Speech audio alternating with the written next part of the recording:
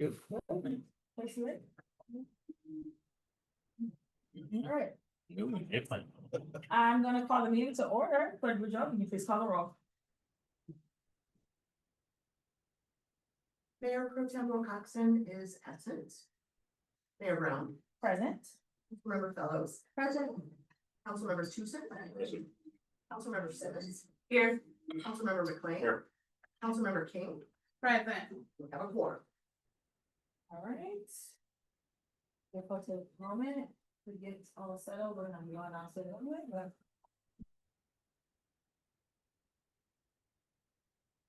Entertain a motion for agenda approval. Been moved by Councilmember Simmons and Councilmember McLean. Any updates or changes to the agenda? Yeah, okay, you go. Councilmember King? Oh, I just wanna put the retreat on here, discussion for the retreat. Okay. All right, letter E. Retreat. Search. Alright. Any additional changes or updates? No, we can hand our surveys now. Okay, so, oh, what a good studious person. I left mine at home, okay. See, none, all in favor of the agenda as amended, please say aye. Aye. Any opposed?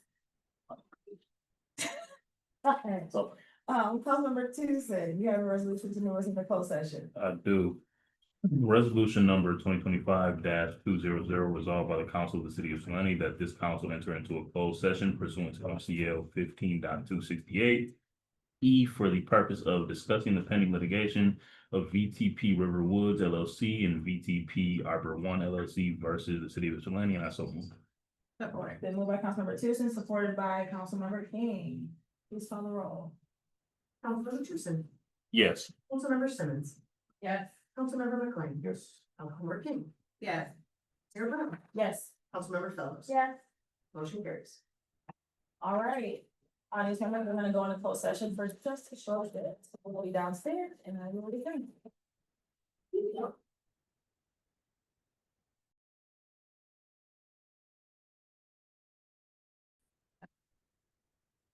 I'm gonna call the meeting back to order. Councilmember Tucson, you have our resolution.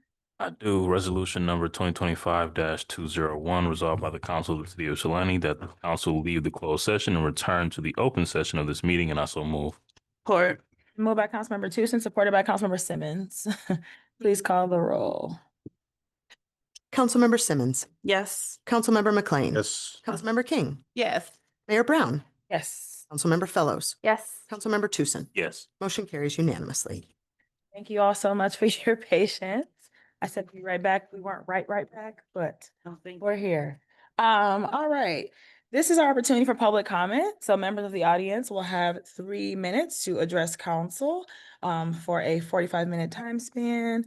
I'll start with those who are signed up on the list, then I will go with hands in the audience, and then those who are on Zoom. If you can approach the podium as you're able, if you could state your name and address if you feel comfortable for the record. And first we have Sigrid.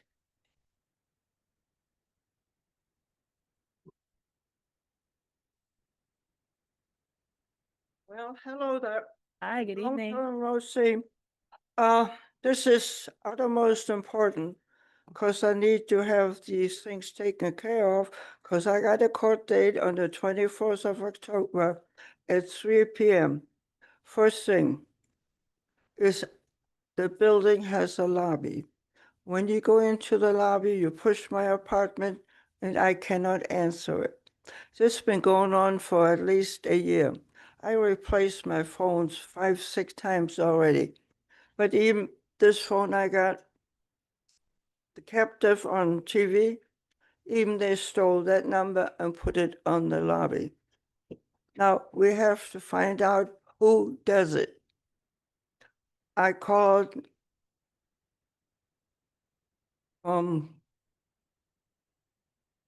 everybody I know. But it needs to be done because the court can't call me. The lawyer can't call me. The department over there can't call me. They refuse to represent me in court because they cannot contact me. That's how important this is. Second,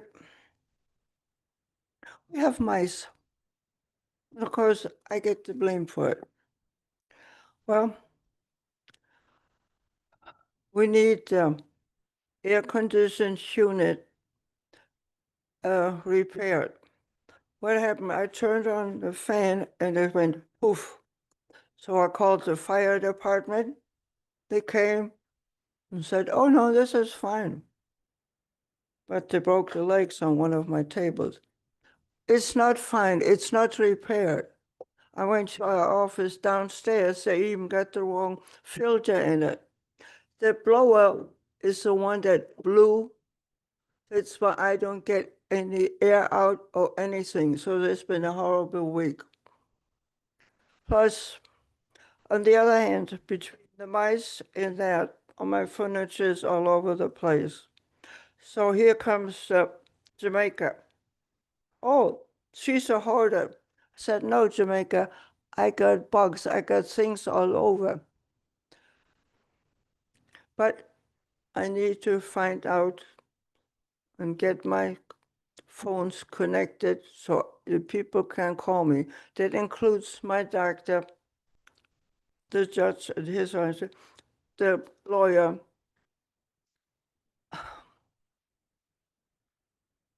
It's been a horrible 2 months. It started off with 4 people dying. So, but this needs to be fixed because my name hasn't been on the lobby entrance. They only put it in 2 weeks ago. So who the heck is in control of the, Thank you, Sigrid. um, Your time is up. I actually have a question for you. Can you step over here for me 1 second? Yeah. Next, Jen. I'm sorry.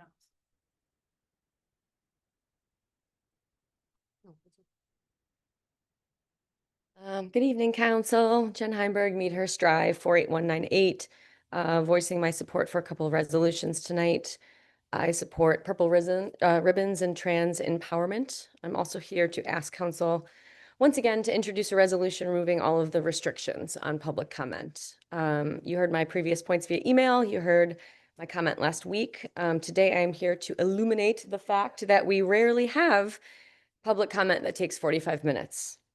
We don't regularly have a packed house, and there is not normally a line of people waiting to speak with you.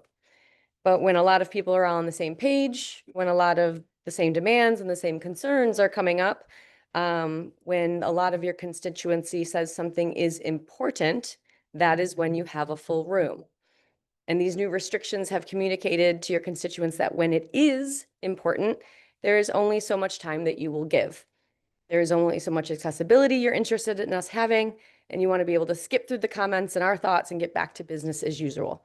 So I'm asking you again, on a day where our federal government is currently shut down, where things within our government are not business as usual, and where elected officials are less and less accessible and more for sale to the highest bidder, and where calls to action are falling more and more on deaf ears to lift these ridiculous restrictions. You have created a policy shield and you are hiding behind it.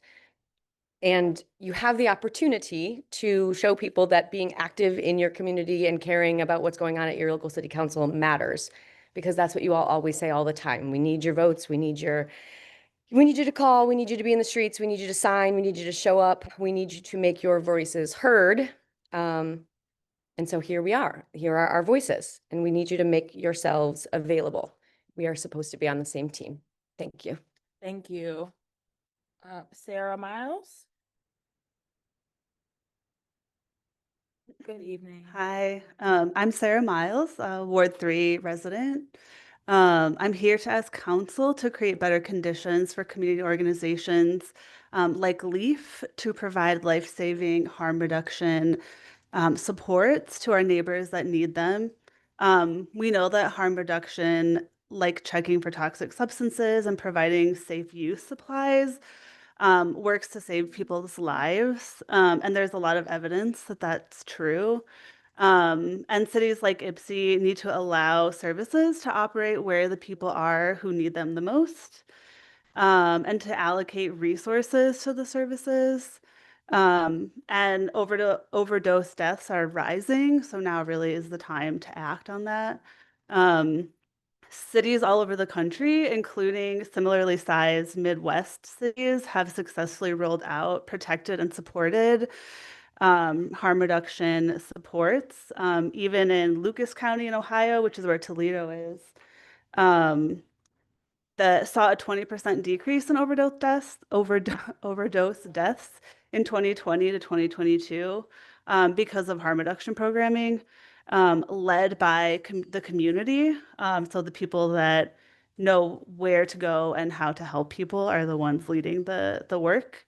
I've been a social worker in community health programs and policy for 15 years, and I know that the frontline folks are the ones that have the knowledge and the expertise to do this. They're just hindered by bureaucratic and policy barriers. And IPSI already has the people who can do the work, who know how to do the work, where the people are who need it. So I'm asking council to embrace and catch up with harm reduction services that other cities are using by aligning our definition of harm reduction with state and federal guidelines, creating zoning conditions that allow community-based harm reduction programs to do the work, and to allocate funding to support. Thank you. Thank you. All right. Those are the only names I have signed up. Are there any other individuals in the audience who would like to address council? Anyone on Zoom? I have lots of people on Zoom. First would be Christine Watson from the Safe House Center. Okay. Good evening, Christine. Good evening. Can you all hear me? Yes. So I apologize. I don't seem to know how to turn my camera on, but I won't take up too much of your time. I just wanted to say thank you so much for the chance to speak. As for those of you who know me, my name is Christine Watson. I serve as the Executive Director of Safe House Center. Safe House Center provides free confidential support for survivors of domestic violence and sexual assault, including an emergency shelter, a 24-hour helpline, legal advocacy, and support groups. Each year, we serve thousands of survivors across Washtenaw County, including IPSI. October is nationally recognized as Domestic Violence Awareness Month. This is a time to raise awareness, honor survivors, and remember those we have lost. To mark this month here in IPSI, our team will be placing purple ribbons on a small selection of city trees downtown. Each ribbon will include a placard with facts about domestic violence and information about how to connect with Safe House Center. The ribbons will go up in early October and will be removed by November 1. These ribbons are more than symbolic. They represent our community's collective commitment to ensuring survivors know that they're not alone and that resources and support are always available. On behalf of Safe House Center and the survivors we serve, I just wanted to thank you for your support of this campaign and for standing with us in this vital work. Thank you so much. Thank you.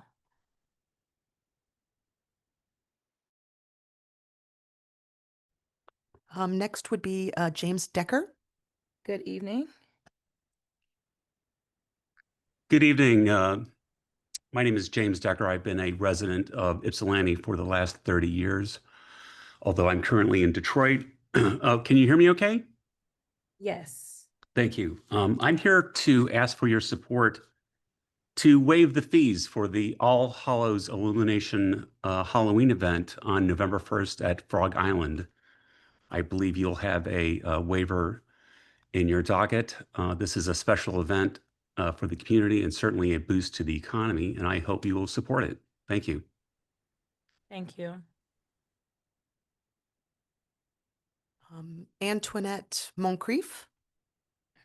Good evening. Hi, can you hear me okay?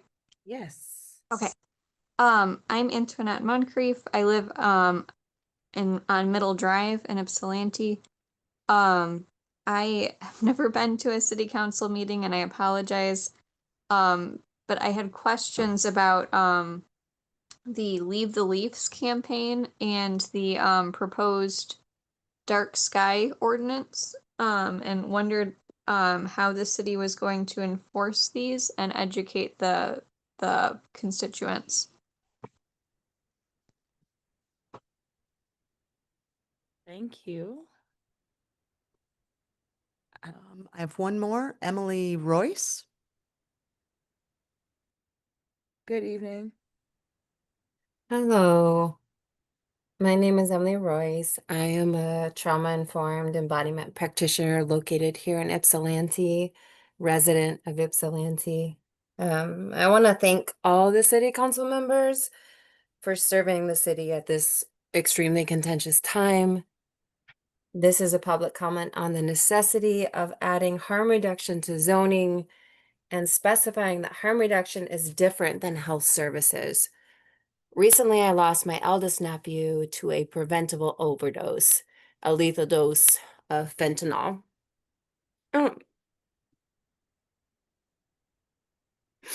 Apologies.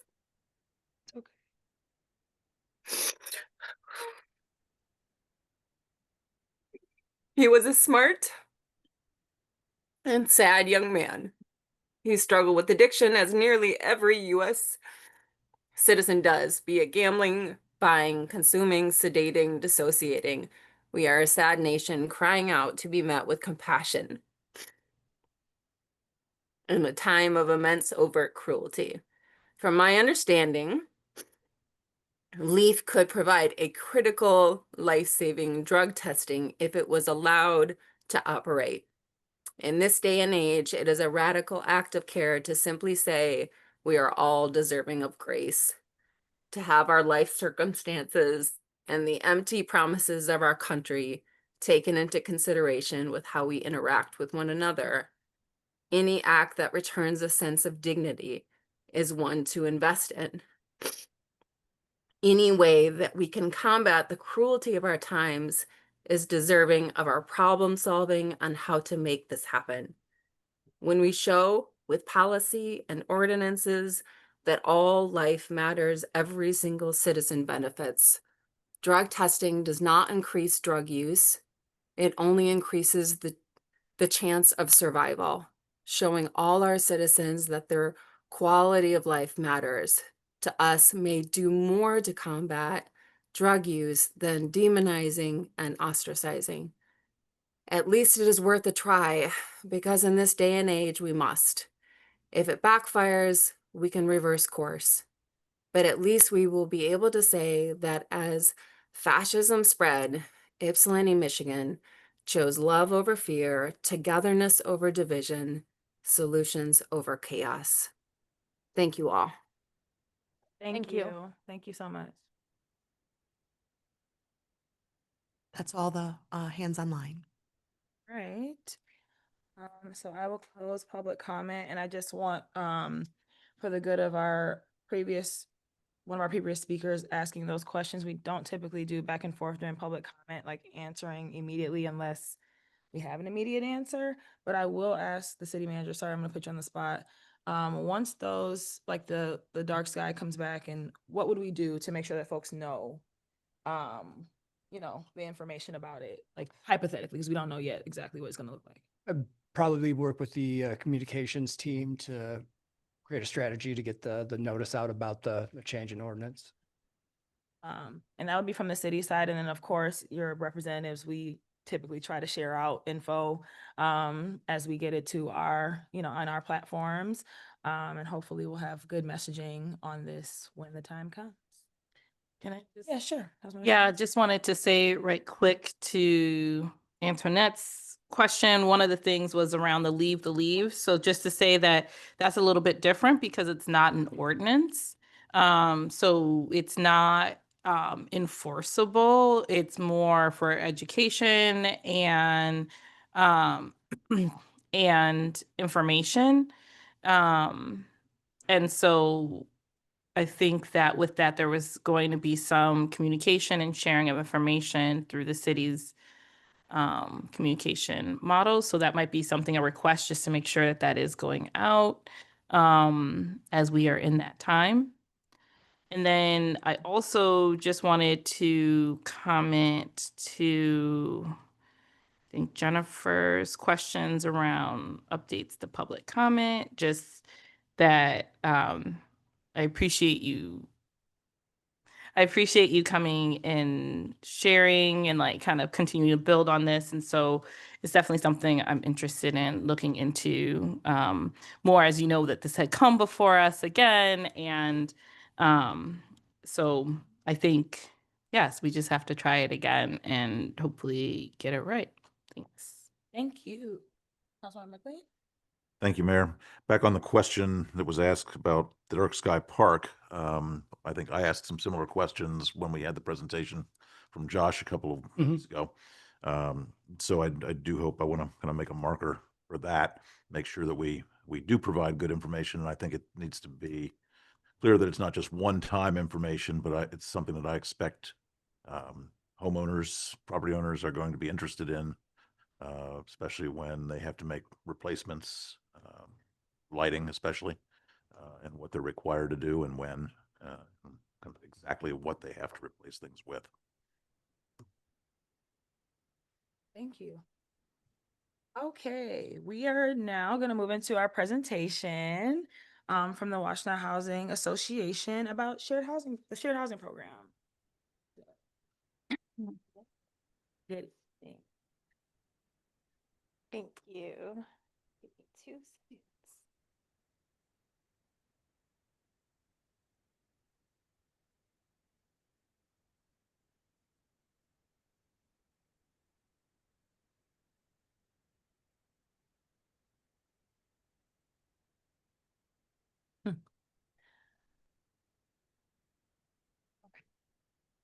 Hi, everyone. Hi. It's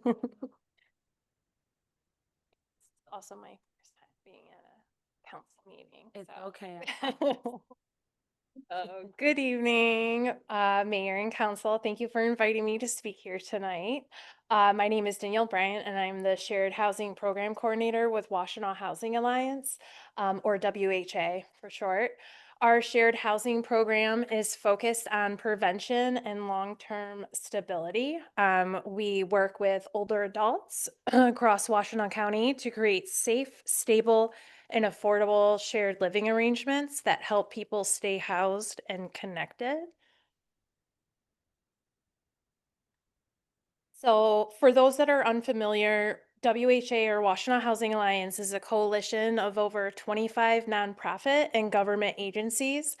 Our mission is to end homelessness in Washtenaw County.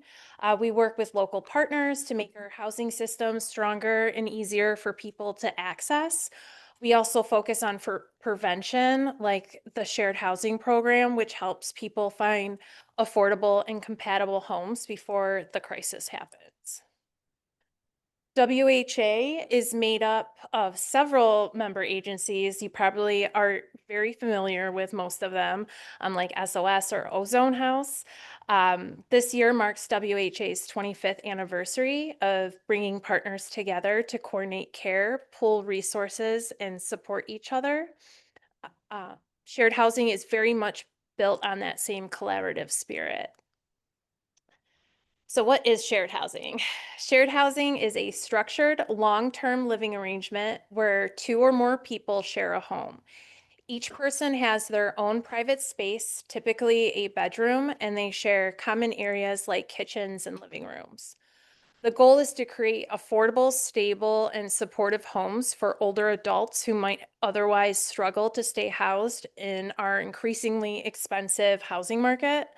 Importantly, it is not emergency housing. It's a proactive solution designed for stability, prevention, and companionship.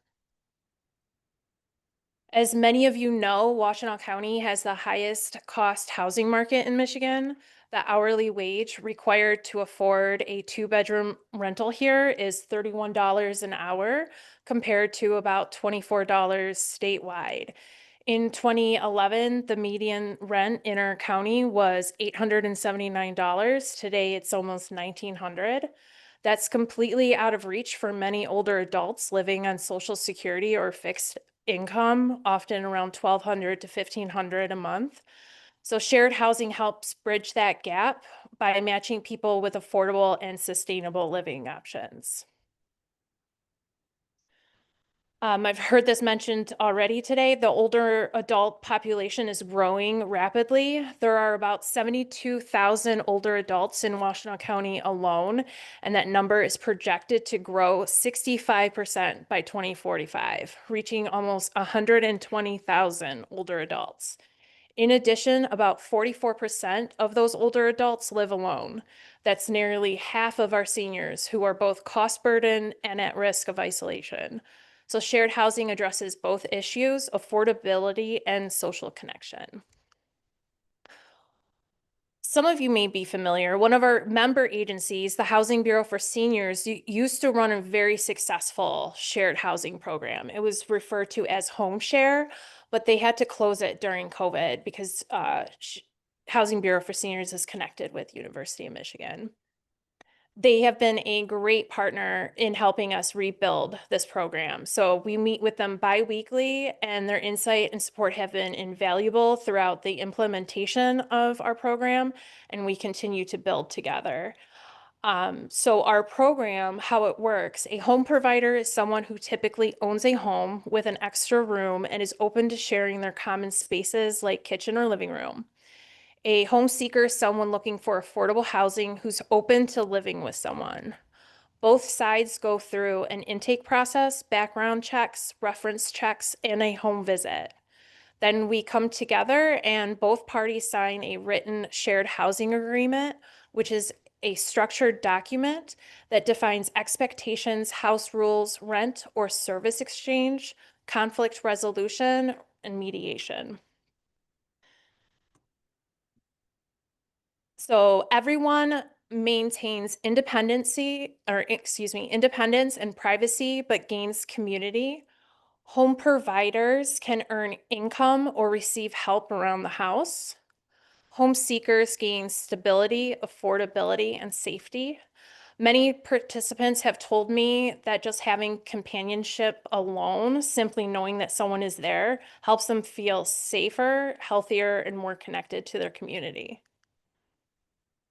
Who can participate? So to participate, at least one person must be over the age of 55, and both participants must live in Washtenaw County. Home providers and home seekers both complete interviews, screenings, and reference checks. We take a trauma-informed approach. I'm a social worker, so we understand that life events happen and that everyone deserves stable housing.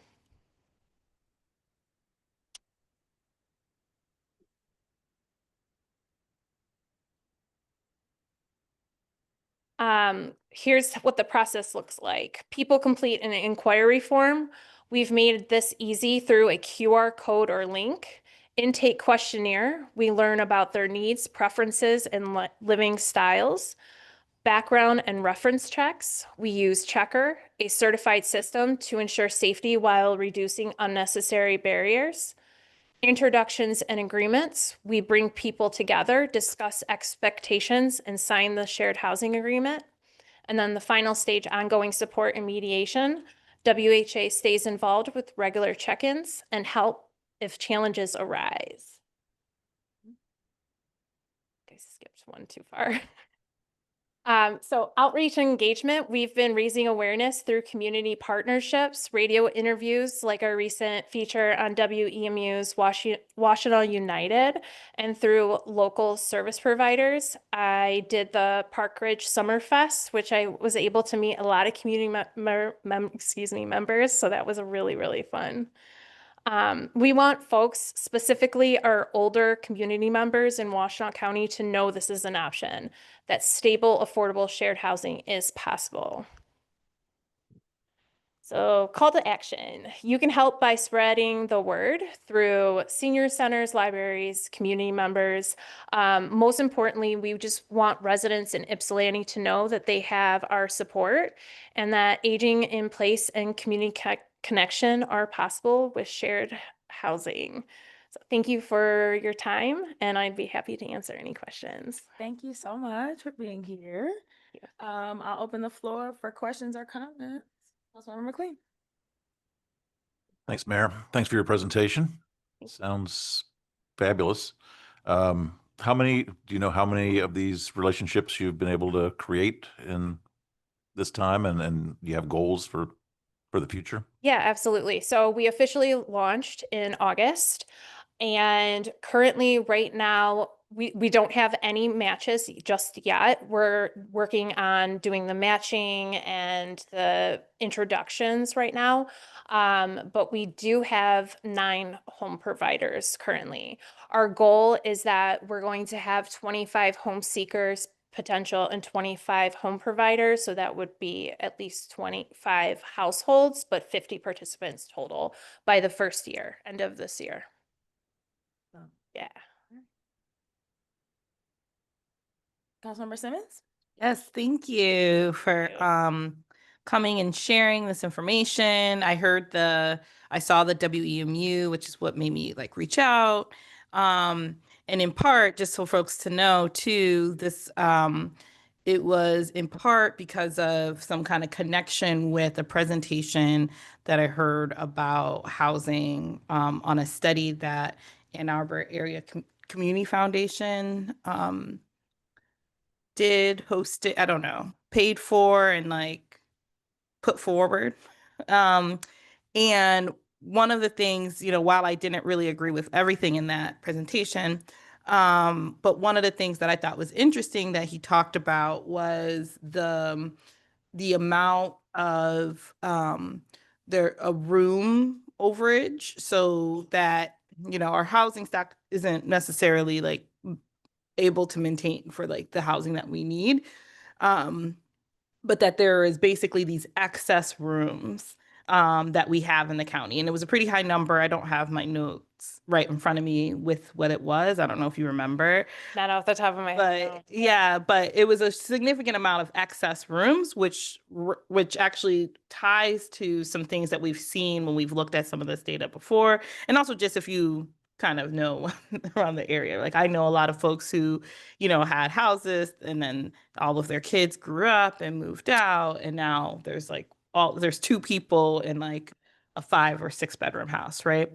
And so I thought that was really interesting to talk about that and to think about that as one way that we can start to approach our housing instability issues by, and it's a different way to think about what people talk about like development infill. It's like, well, we can go with buildings and things that we already have. And so this was an interesting kind of confluence of hearing that data and then seeing this opportunity and thinking that this is something that might be of interest for us here, both in terms of the stabilizing impact for the seniors, being able to help them stay in their homes. Because what I hear from people all the time is they don't want to move. This is where their community is. This is where they've raised their kids. Like they don't want to leave. And then obviously, like, I imagine that there'll be probably double the seekers once the program is like, out there than available homes even. And so, but I like the idea that this is something that can help stabilize people through relationship, and building a sense of community, which we know is something that IPSI does well. So thank you. Thank you. Further comments or questions? Councilmember Fellows? Yeah, thank you, Danielle, for being here. Just good to see you. We were all leagues in the past. And yeah, I guess mostly it's common as far as since I've lived in IPSI the last 23 years, I've always lived communally. So I've always done home sharing because of the cost of housing and because of just the housing types that we have. So as a young adult, that's always been pretty prevalent in this community. It's a working class town. Younger folks, our average age is something like 24 years old. Right. So it's been part of my story this whole time. It was interesting to see that this is maybe a new strategy or tactic to deal with kind of rising senior population, and in social work we call it like senior tsunami. And it, clearly we're going to have to use a diversity of tactics to keep up with the level of need that's going to happen and is happening. That said, I do want to acknowledge that, this is one tactic of many, because this still presents kind of a fundamentally inequitable power dynamic between the homeowner, landlord, and tenant. And so I could see like there probably could be a lot of disputes or conflicts that arise. And I've seen it just in my time of communal living and arrangements where you live with the person that technically owns the home. It's not always the perfect fit. And I'm bringing it up just because I think, one of the things that doesn't get named when we're talking about strategies to kind of deal with housing crisis is that these issues are being driven by economic forces, both gentrification, lack of new housing stock, keeping up with the pace of the population, and just like the city's not meeting various needs of people in our community that generally don't have like the buying power to obtain stable, long-term housing. And so it's something that the city, if we're, serious about, we need to start talking about that issue more and actually tackling our zoning code to increase, density, build more affordable housing, do things to mitigate the unequal relationship between landlords and tenants, all the things. So this is just, I see it as one strategy of like many that we have to do. Yeah. So yeah, but I'm glad to know that this is a thing and definitely could be potentially very good to help with senior alienation and all those things. Councilmember King? I just have a quick question. You touched on it a little bit in your presentation, but I'm wondering, what do you say to the senior that is excited about this program, but may be apprehensive? A couple things. So, like Amber hit on, most of us have lived in a shared housing situation. We've all either lived with family in the very beginning growing up, or have shed some sort of like roommate situation or shared housing. But typically I will let folks know, potential participants know, that it's kind of easier to live with someone that's compatible and not your family.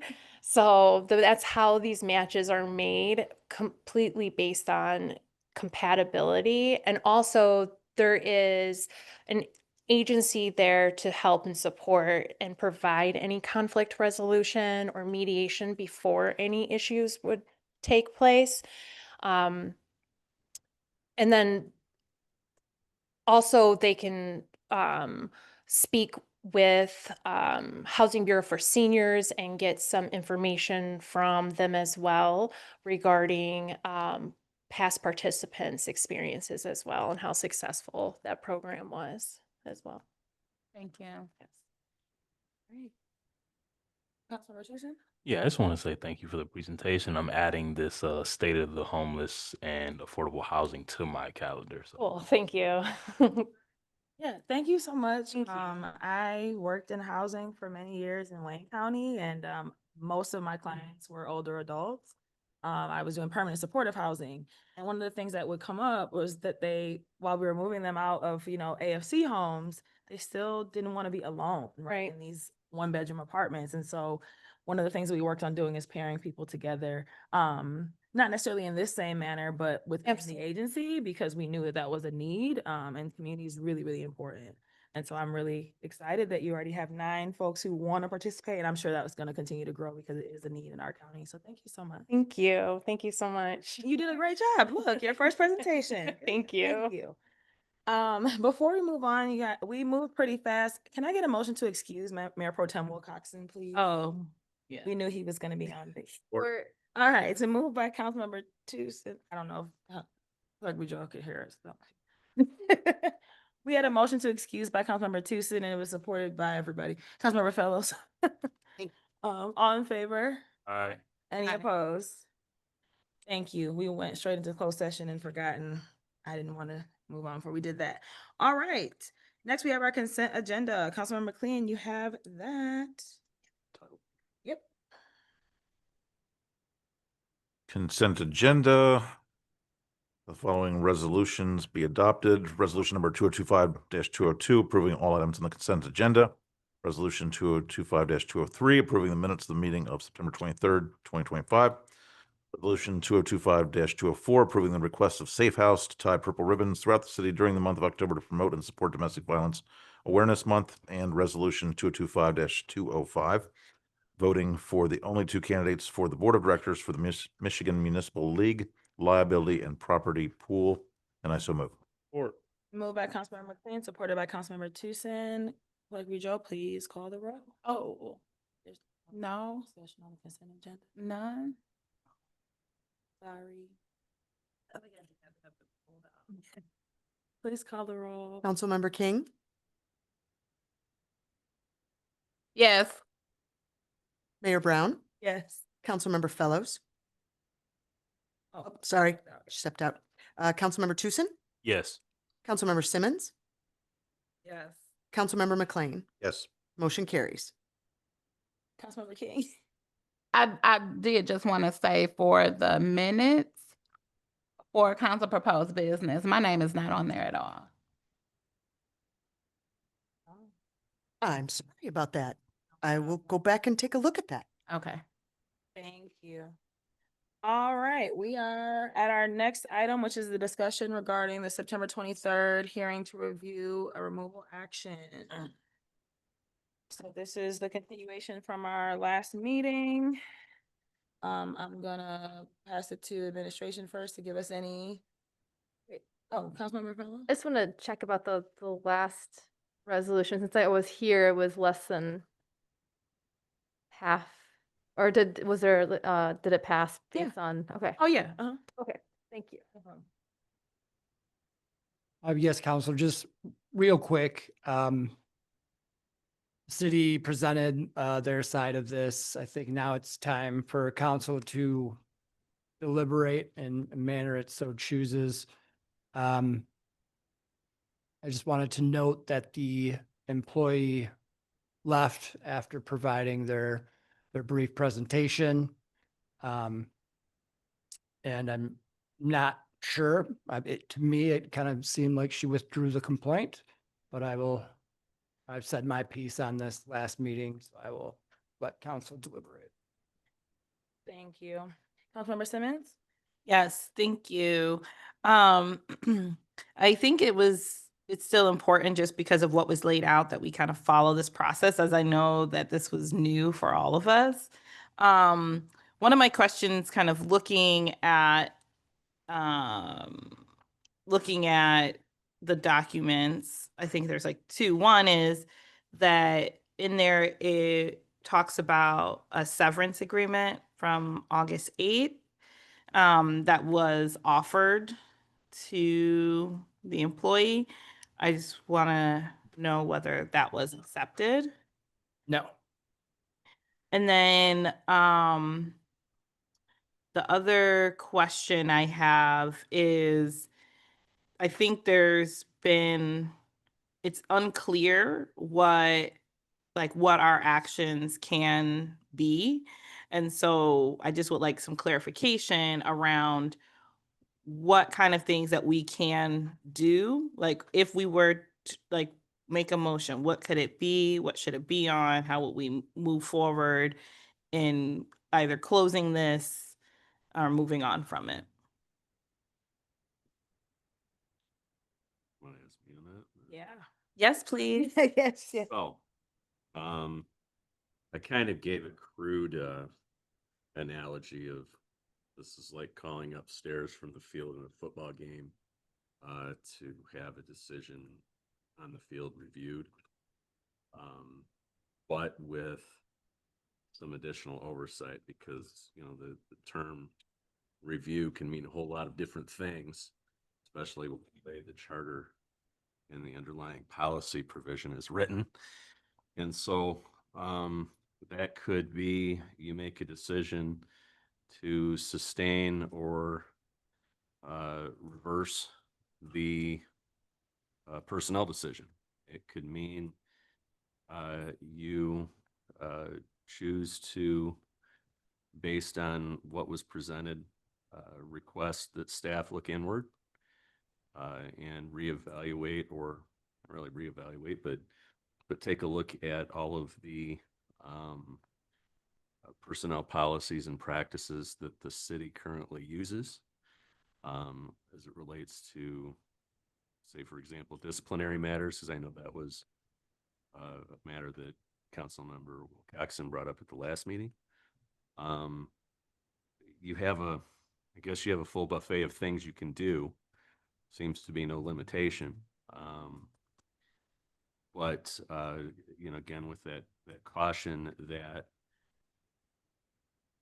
the invitation to have a elected public body with appointed department heads and senior officials, I guess, involving itself in those day-to-day personnel decisions or day-to-day administrative matters, could create liability problems for the individual members of the body, or create additional problems should the city ever become involved in litigation. So I don't know how much that helps, but I guess I do have I mean, the way I interpret it, you have a full buffet of options here that can go above and beyond whether or not to leave the call as standing on the field, reverse it, or take other measures. The issue is somewhat simplified and or complicated by the fact that the person who requested the review has not asked for a reinstatement. Specifically said that's not what she was looking for. So that might guide what your thought processes are, and you might want to. Councilmember McLean. Thank you, Mayor. Perhaps as council alluded to, we find ourselves in an odd position, to say the least. We, as an elected body, a legislative body, being asked to play some sort of quasi-administrative, quasi-judicial role in a personnel matter. And I don't think it's appropriate that we're here doing this, but our charter says we have to do something. We're trying to figure out what the something is. And so here we are. And you know, I at least don't feel like what we did at our last meeting was sufficient to give us a basis for overturning anything. We heard some testimony. We heard some accusations. But it certainly wasn't a thorough investigation by any stretch. I don't think anybody would argue otherwise. And so I think we should clarify that we here, as members of council, have hired the city manager. We've hired the clerk to do a job. The clerk has done that job in carrying out this personnel matter, this personnel action. And so, you know, if there are concerns about that, it's really a different matter related to evaluation of the clerk, if we have those issues or not. And purposes of what action we have to take here tonight, I don't really see a whole lot of basis for doing other than simply affirming what has already happened. So based on that, I would make a very simple motion to affirm the decision of staff over employment of the complainant. And I so move. Then moved by Councilmember McLean, supported by Councilmember Tucson. Discussion. Councilmember King. I guess one question after that motion has been raised. I'm wondering, it sounded like you started out saying we didn't have enough information, like it was not a thorough, we didn't get the whole full picture. So for that reason, I would probably vote no, because we didn't have a full picture. I feel like I was left wanting more information. I know on our review, it stated that HR could be a part of the presentation that our city manager gave. And for me, I'm also wanting to hear from HR. Thank you. Councilmember Fellows.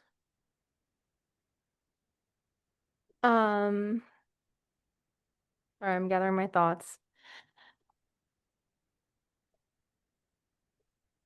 I would interpret, because it is put in our charter that there, you know, or in the handbook of the due process that is afforded to at-will employees, and that was what was utilized to do this new thing for us. But I would say it's not entirely new for council to have to look into city matters as far as like serious complaints being raised about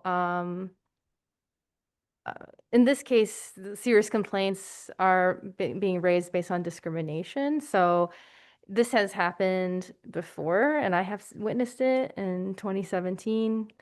So I think because of that prior experience, in thinking about how we handle this now, I feel a little bit more cautious than because I agree that we don't have enough information. It was very discrepant. There was a big discrepancy between both accounts. And it is hard for me to feel like I would be able to make a decision based on the information that was given. And I also don't want to do that because it isn't really a part of our job. But I think that the allegations that were raised are serious enough that for the good of the public and also for us to be transparent and accountable about why we make the decisions that we do, that I would prefer to not just affirm, but to take a different route and to ask for a third-party investigation so that in the future we can demonstrate that we did look into it and do a thorough process, and if there was nothing done wrong on the city's end, that would make itself be known by a third-party investigation. So that would be where I would head with it. Further discussion on the motion?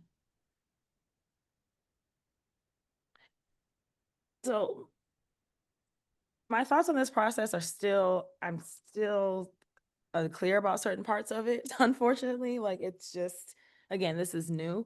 I'm wondering, and maybe, I don't know if I'm talking to you, Attorney Barker, or maybe to council, but I'm just gonna say stuff. The affirming or lack thereof of the actual removal action is one part. Are those things separate in the policy? I know you have it pulled up, right? Like the actions that council can take, is that just the ask of council, or are we supposed to affirm or deny and also we can take additional action? Because that's the part that is murky to me, first of all.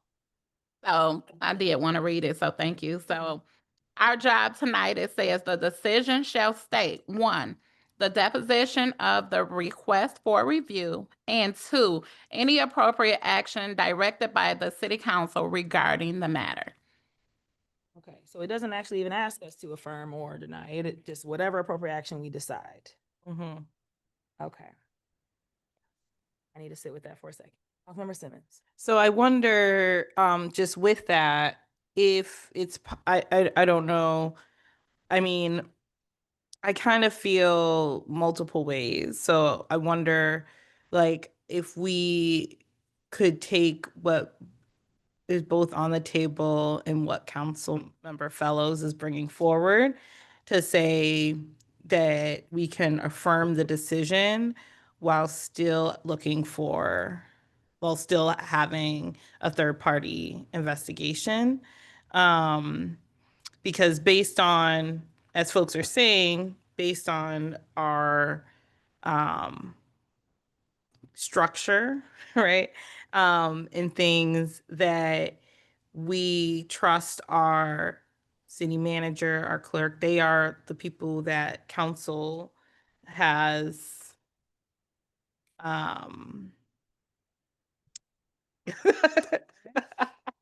authority over. Yeah, like this is they are the staff that we are responsible for in that way. And so, I think that any of the different things that we might want to take up with them specifically could be specific to each of them as opposed to coming into question with this. But I think that the point about being able to make sure that we are clear about, because then a third party, we can ask them to look at certain things. So like to the point of different policies or things, like if there are things that are murky, if there's things that aren't clear, if they're seeing that certain of the policies weren't followed, then they can name those so that we can make sure that we aren't in this kind of situation again.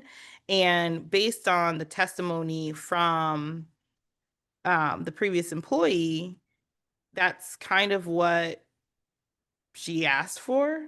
You know, she asked for us to look into the matter and make sure that this kind of thing doesn't happen again. So in that way, I feel like we could do both things, both for, you know, making sure that in this process, you know, that might make it so that we don't have to go through this process again, you know, if we have more clarity around some of those things, and making sure that we both can show support for our staff and also make sure that we're doing our due diligence so that we are following up on this complaint.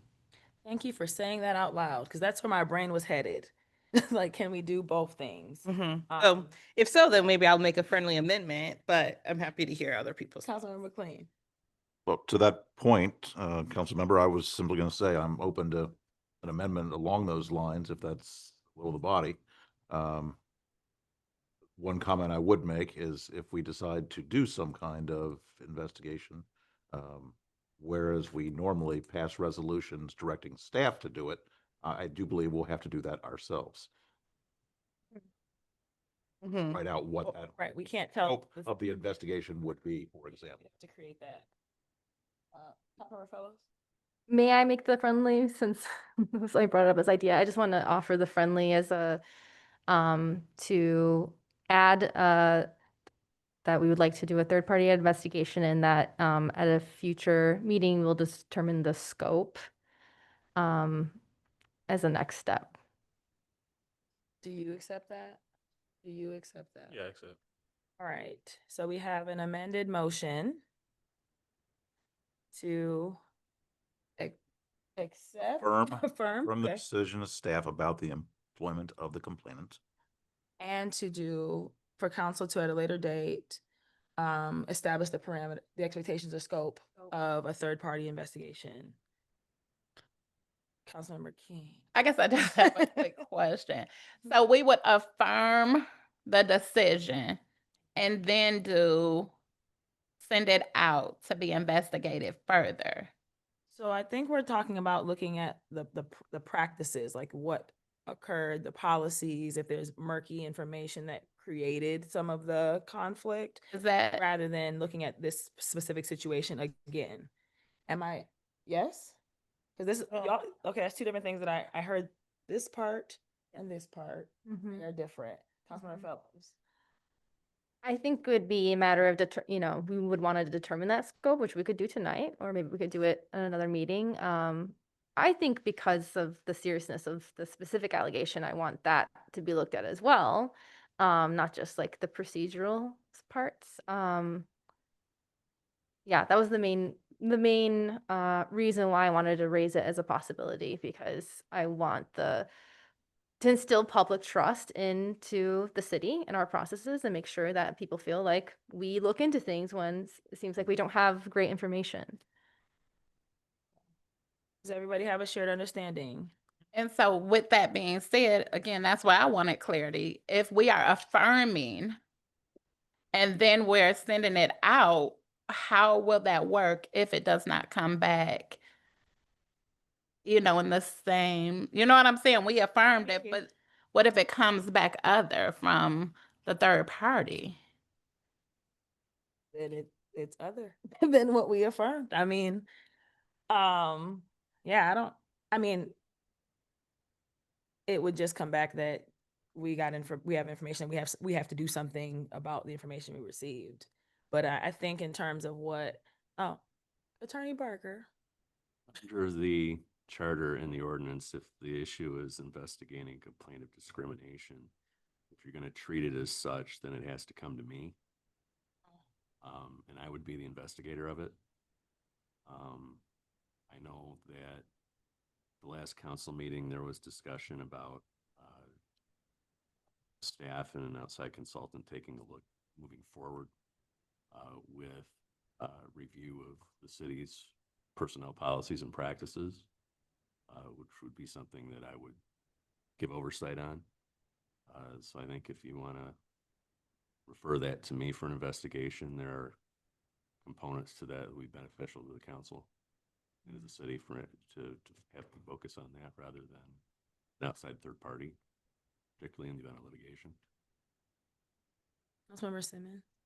Yes, thank you. I guess one of the things as we're talking about this affirm is that to me, part of it is looking at the information that we have access to right now, and that upon further investigation or additional information that we don't have at this point, that might change things. I don't know. I don't know if it would or not. But if we are trying to make a decision right now, then I think based on the information, whether we have enough to overturn is questionable, as has been raised. So, but I don't know that that's the end of the story. And I don't know if then we would be looking at, continuing to kind of delay on closing out this action until after we hear back from the review for gathering certain information. So I don't know if that's something that is what, I'm hearing kind of in your questioning, or if we could kind of do that and then get a report back. So I don't know, but that's what I was thinking about it, which is like based on the information we have now, this is kind of where we are as a body, but that we are still wanting more information that might help to better circumstances, both in this situation to have clarity, because there were some timeline things that came up, and that part of those, even if I'm trying to track it, it was still unclear to me. And so unless I'm going to start like trying to reach out and call everybody and all of that, that's what's missing to me in this piece. So I think that it would still be warranted to have more of that, and so that we can then think about it on a larger scale picture as well. McLean. I think this is, ask a question of council by way of, I think, trying to answer Councilmember Simmons' question, I think I heard one. Do we not have some responsibility based on our discussion last time to make some kind of a decision tonight? Was it not a 10 days, right? That we defined it as. It's the 10th day, right? So I think we do have there's- to do something. Yes. Another context you might consider looking at this in is, in a typical court case, for example, person asking for a decision has the burden of establishing that the decision should be changed. And so your decision to affirm could be based on your deliberations as to whether the person who made the request presented sufficient evidence. Sounds like there's a lot of questions among members of the body that they didn't have enough information. Maybe that's a reason why you make a decision one way or another, because that person did or did not meet their burden in the process that was established by this policy, where each side gives a presentation. And based on the weight of what you have before you, you can make a decision. If there's holes in what you have before you, the proofs are still closed. I'm sorry, what did you just say? The proofs are still closed. Each side made their presentation, made their rebuttal to the extent they chose. And so you only have the hand you're dealt not necessarily wanting to dig in another deck, which sounds like what some of you are interested in doing. Maybe that digging into another deck is a remedial measure going forward. Say, what can we do differently? What can we do better? In terms of the way our departments manage personnel decisions and personnel matters. So that might be a different context you look at, but yeah, we're still constrained, I think, by that policy with the 10 days. Something tonight. Give some direction tonight. I saw your hand, Councilman Fellows. Yeah, I mean, that was helpful, but I think when I hear the reading, when Councilmember King just reads it plainly, it sounds like the decision doesn't have to be an affirmative or negative or whatever, but we could also just do a third thing. So I'm both okay with doing the affirmation plus third party, or just doing, we want to look into it more, third party investigation, because of the things that you've raised, Councilmember King. Like, I agree that it could be something that could be awkward if we affirm and then later it changes. But I think I see it almost as two separate issues too, where it's like tonight we're deciding on whether the burden of proof was, was presented in a way to overturn the decision. And so I think based on that information, I'm okay with moving forward with affirming, but that it could change when it's looked into more. So I could go either way is what I'm saying, but I just wanted to uplift that I agree with you. Number 7. Just a quick question. So based on what Attorney Barker just said, so you were saying third party, and what I'm hearing him saying is that it would go to him? Is that? Be the one to look at it under this as a charter. Yeah, so I just want to like make that confirmation and see whether then you would still want to name specifically third party, or, whatever, how that comes into play. I mean, I guess I would just question that. Like, is it a conflict of interest for our city attorney to be doing the investigation on ourselves? That's what typically Um, employee personnel issue raised was the specific attorney who investigated that first.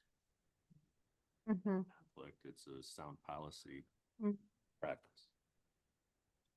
Or rather, I shouldn't have said conflict of interest, but more that in prior situations when there's some distrust of the city investigating its own employees, then there has been third party investigation happen. So that's what it makes sense in that way. I don't know if this particular situation reaches that level, because like last meeting, I still feel some way about spending this much time on this situation, but there's serious matters involved with it. So I don't know if if you're saying that's what the process is, that's what the process is. If later down the line, another suit comes and,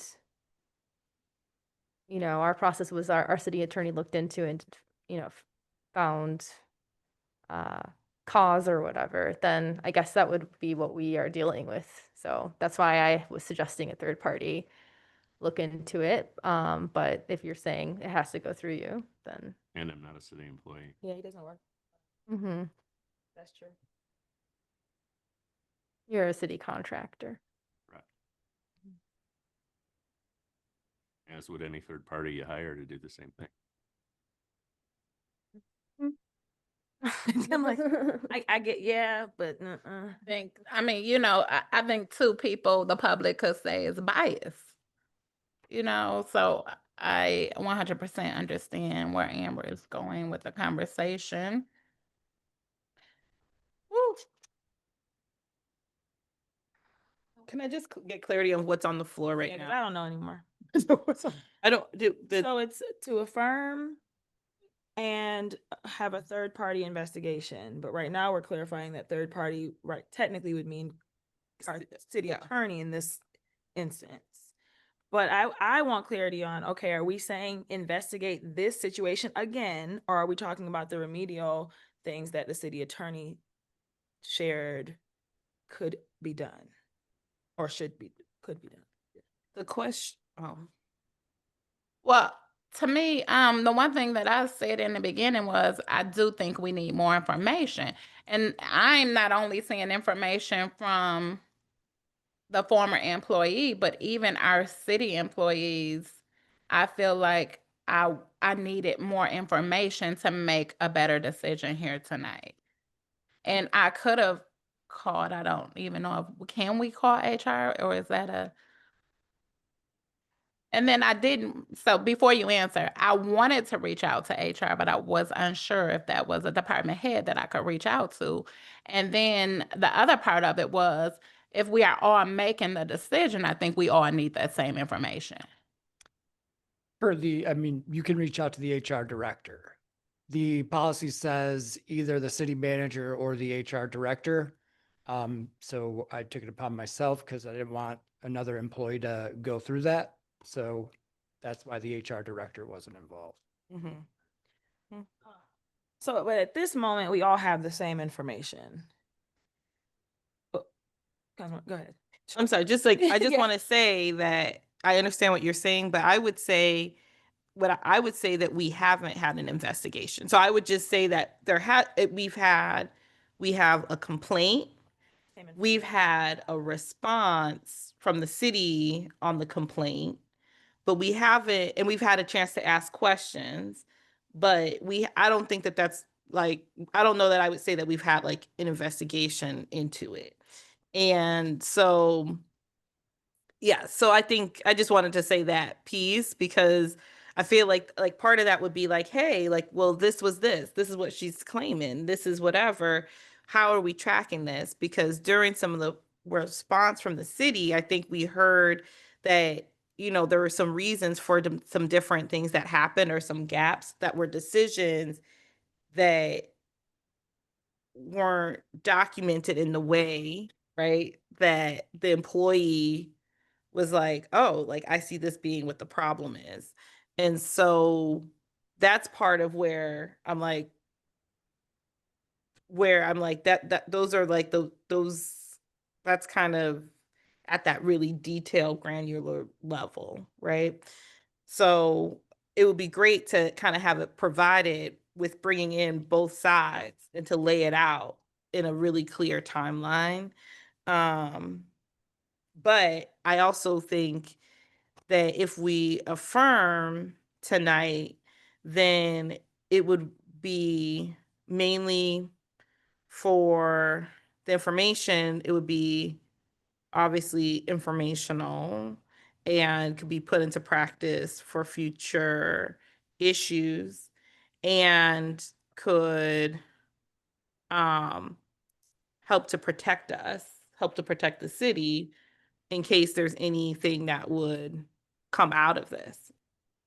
Which that's a concern I have is like, how do we make sure that we're protected? And that's where I feel like, oh, if we have more information, I would feel more clarity.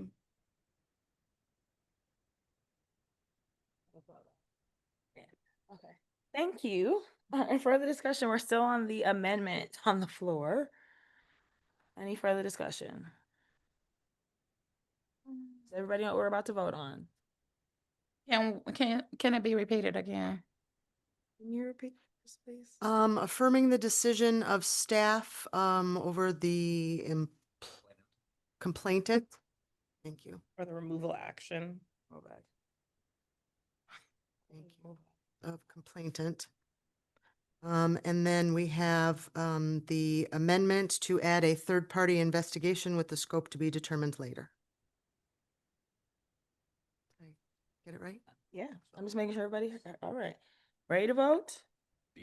Please call the roll on the amendment. I Mayor mean, on the Brown. motion, sorry. Yeah, Mayor Brown, yes. Councilmember Fellows, Yes. Councilmember Tucson, Yes. Councilmember Simmons, Yes. Councilmember McLean, Yes. Councilmember King.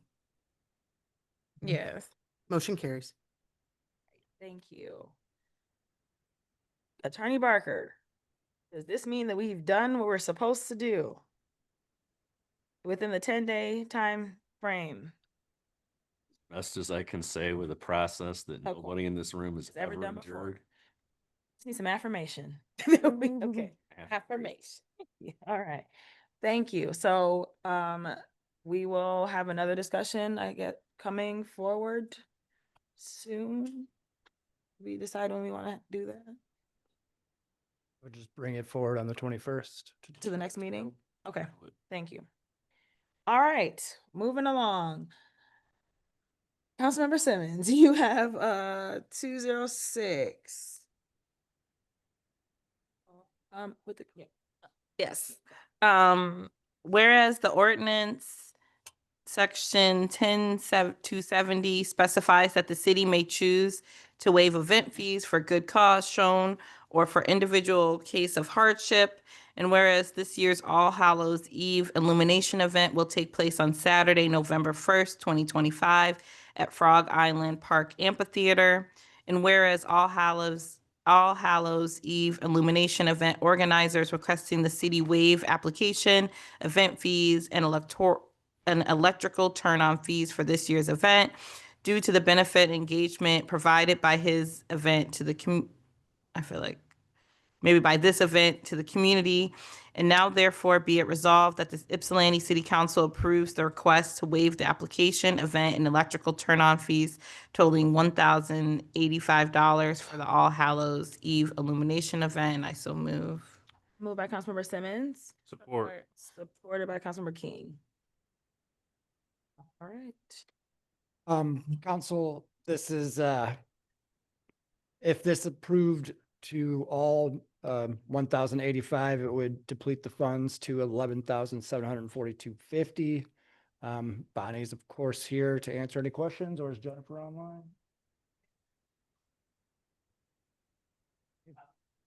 Yeah. Correct. They did speak before, right? Someone They did. just spoke. The big Holly.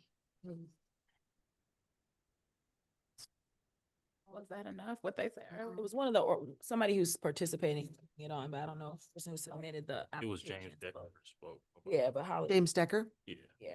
One of the co-applicants had One of the spoke, but I've spoken with, I think, 2 other people other than him in relation to this application. So I'm here for questions. All right. Is Holly not online? Sorry, who are we looking for? Holly, Holly Schoenfield. I do not see Holly. I know, so we did have James Decker. Julie Palmer, James Decker. James has got his hand up now. Okay, so we can talk to James. You can go ahead and unmute yourself, James. Yes, good evening, council members. I'm here to answer questions. Oh, awesome. Thank you. All right. Did you have a question, Councilmember Fellows, or you were just asking about the application? Yeah, I mean,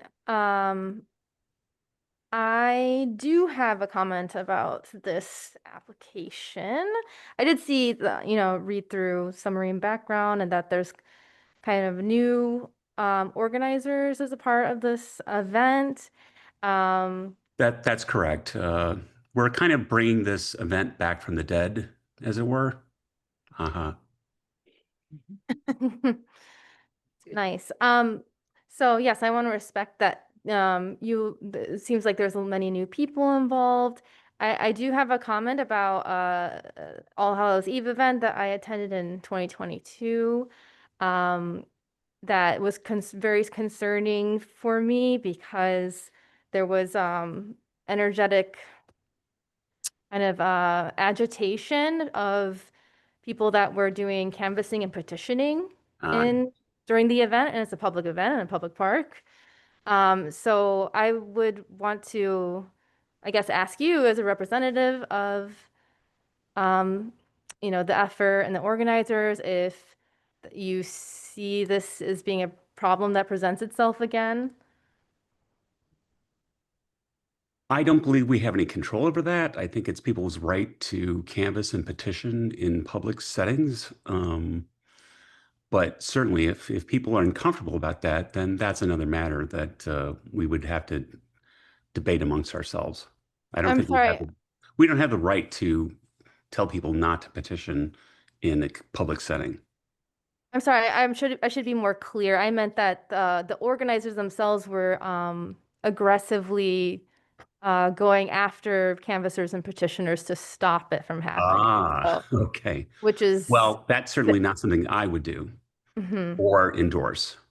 I think that's plainly ridiculous.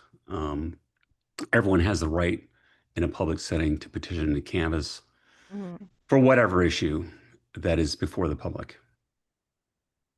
I appreciate hearing that. And so I would just say, I would support some level, we've been doing like 50% kind of fee waivers lately, but I would support some level of fee waivers on the condition that canvassers and petitioners would not be interfered with. Thank you. I would support waiving half of the fees if that's a motion. You can make a motion. I move to support waiving half fees on the condition of canvassers and petitioners not being interfered with. Support. Been moved by Councilmember Fellow, supported by Councilmember King. Discussion of the motion. Councilmember McLean? Just ask council, is that not already simply a restatement of what is legal?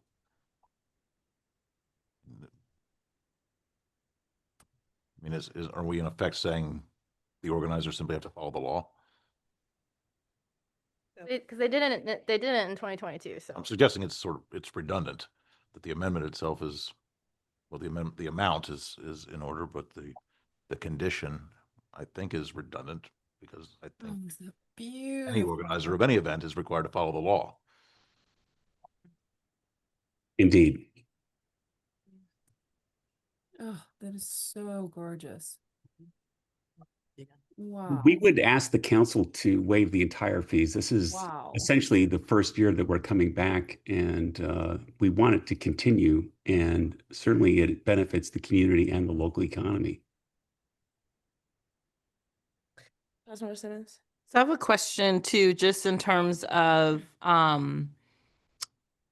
is part of the reason where the fee, so I think when I was reading it, it was saying that there's expected to be 500 attendees.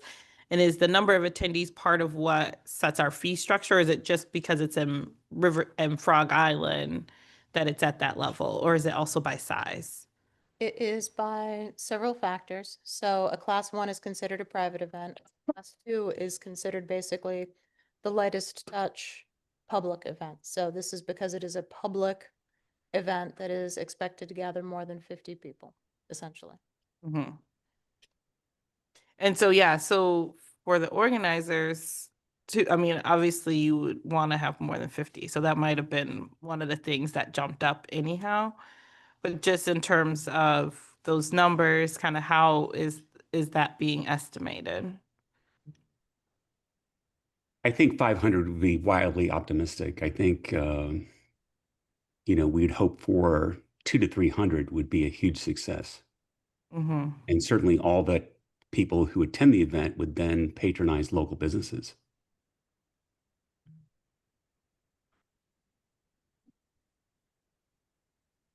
So then I have another question. So I guess my question to this motion is, in terms of halving the fee, just like kind of what some reasoning would be for that. So I know that we did that last time, which I questioned then. So yeah, so I'm just interested in kind of hearing thoughts about why to half it or not to half it. Councilmember King? So one reason I would say is simply because it seems like that's the standard we have been setting. And that is what I want to continue with, because that is the standard. We don't want some people to come in and get that whole amount, and then other people we're saying, hey, they only get half. It's like, how are we making that decision? So that's why I would say half, because if Councilmember Fellows did not, I would have brought it forward. Council, I want to add that next year, we certainly will be back on our feet, and we will not be submitting the same request next year. Councilor King and then Simmons, I think. And then I just was gonna say, during this part, is this just our conversation? Like, you know, is it just, no, it's not? Okay, Questions and comments. okay. Councilmember Simmons. So I was just gonna say that, you know, I think when we first started, I don't think that everyone only got half. I think it started when we had some institutional partners that came forward. I know that that came forward then. I might have even suggested a partial or something. I don't actually know, but I definitely supported those because of who was bringing the request. It was like something from the Washtenaw County Health Department, and then it was like Ypsilanti Community Schools. Um, and so I think those are what started then this trend. So like I think the earlier ones got the full amount they requested, but I might need to be checked on that. And then I think that that's when it started to go for the halves. And I think last meeting, it almost didn't go for that, but then, you know, the partner basically said that they would go for that amount. So anyway, I'm just trying to get a sense of it because I think about, you know, one, I still get the idea of like, maybe we need to rethink about this overall so that we don't have to be doing these waivers all the time, in terms of the amounts. But, I also think about the waiver responding to need, so. Councilmember McLean and then Councilmember Fellows. Thank you, Mayor. I wonder if, to the applicant, if you could just speak to what would be the impact if we were to only approve half? Would the event still go forward? Would it be hardship? What would be your situation in this case? I think you've already indicated that next year might be better for you financially, if I heard you correctly, but talk about this year. Thank you. The case is that the planning of this has not allowed us to solicit support from local businesses or to have sponsors. And because of that, we have no budget. And certainly we will find a way to throw this event one way or another. That I can assure you. But we're just looking for the city council to, you know, give us a leg up this year.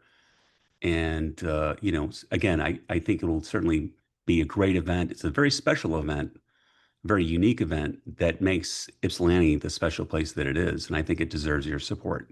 Thank you. Councilmember Fellows. Yeah, just to respond to Councilmember Simmons, my logic is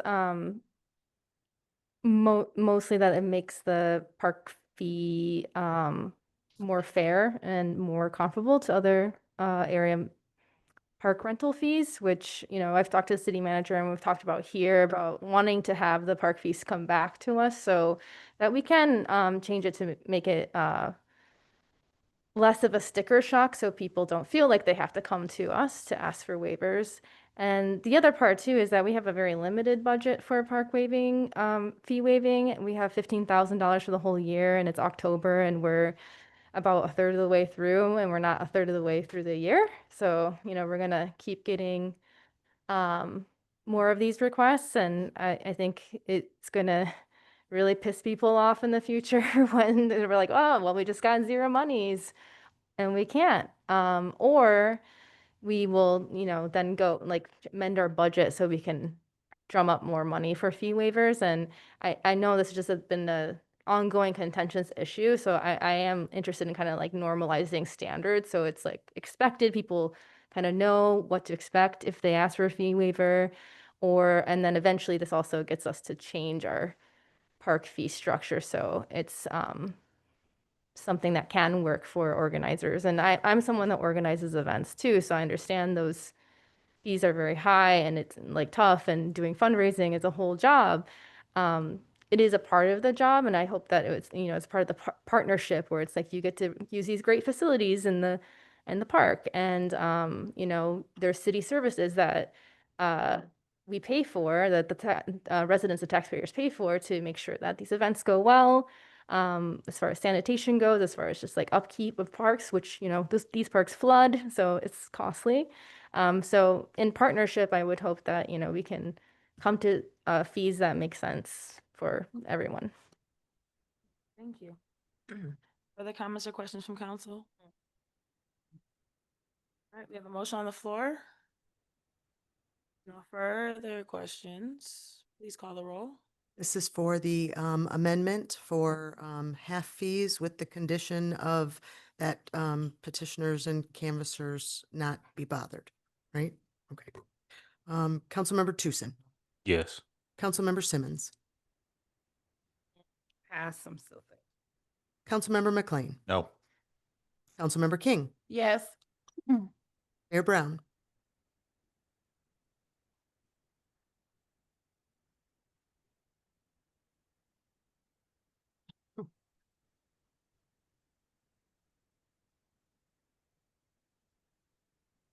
Yes. Councilmember Fellows, Yes. Councilmember Simmons. It carries. Yes. Motion carries. Thank you. All right. We are on the amended fee waiver request. Yeah, we're not done, Bonnie, sorry. I hope so. Okay. Further discussion? Oh, that wasn't it? No, that was the amendment. Oh. Please. Oh, Councilmember McLean. Just make a comment, in fact, explaining my vote. I'm fine with the language in the last amendment that was related to assuring that canvassing can be allowed. That was fine. But what I was trying to do, I think, is support Councilmember Simmons in the effort to get the full amount for the applicant. So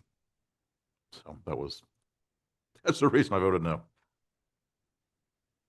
Thank you. Well, we're on the amended resolution here, so if there's no further discussion, please call the roll. Councilmember Fellows, Yes. Mayor Brown, Yes. Councilmember Simmons, Yes. Councilmember McLean, Yes. Councilmember King, Yes. Councilmember Tucson. Yes. The amended motion carries. All right, thank you.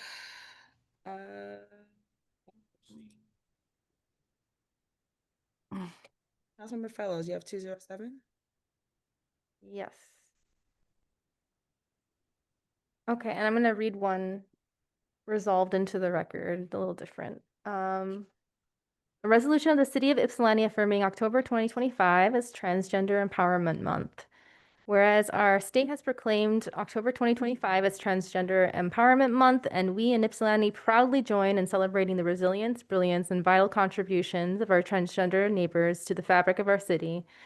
And whereas as a city known for a vibrant queer community, we have a proud lineage of championing equality, which we codified via our human rights ordinance that explicitly protects against discrimination based on gender identity or expression.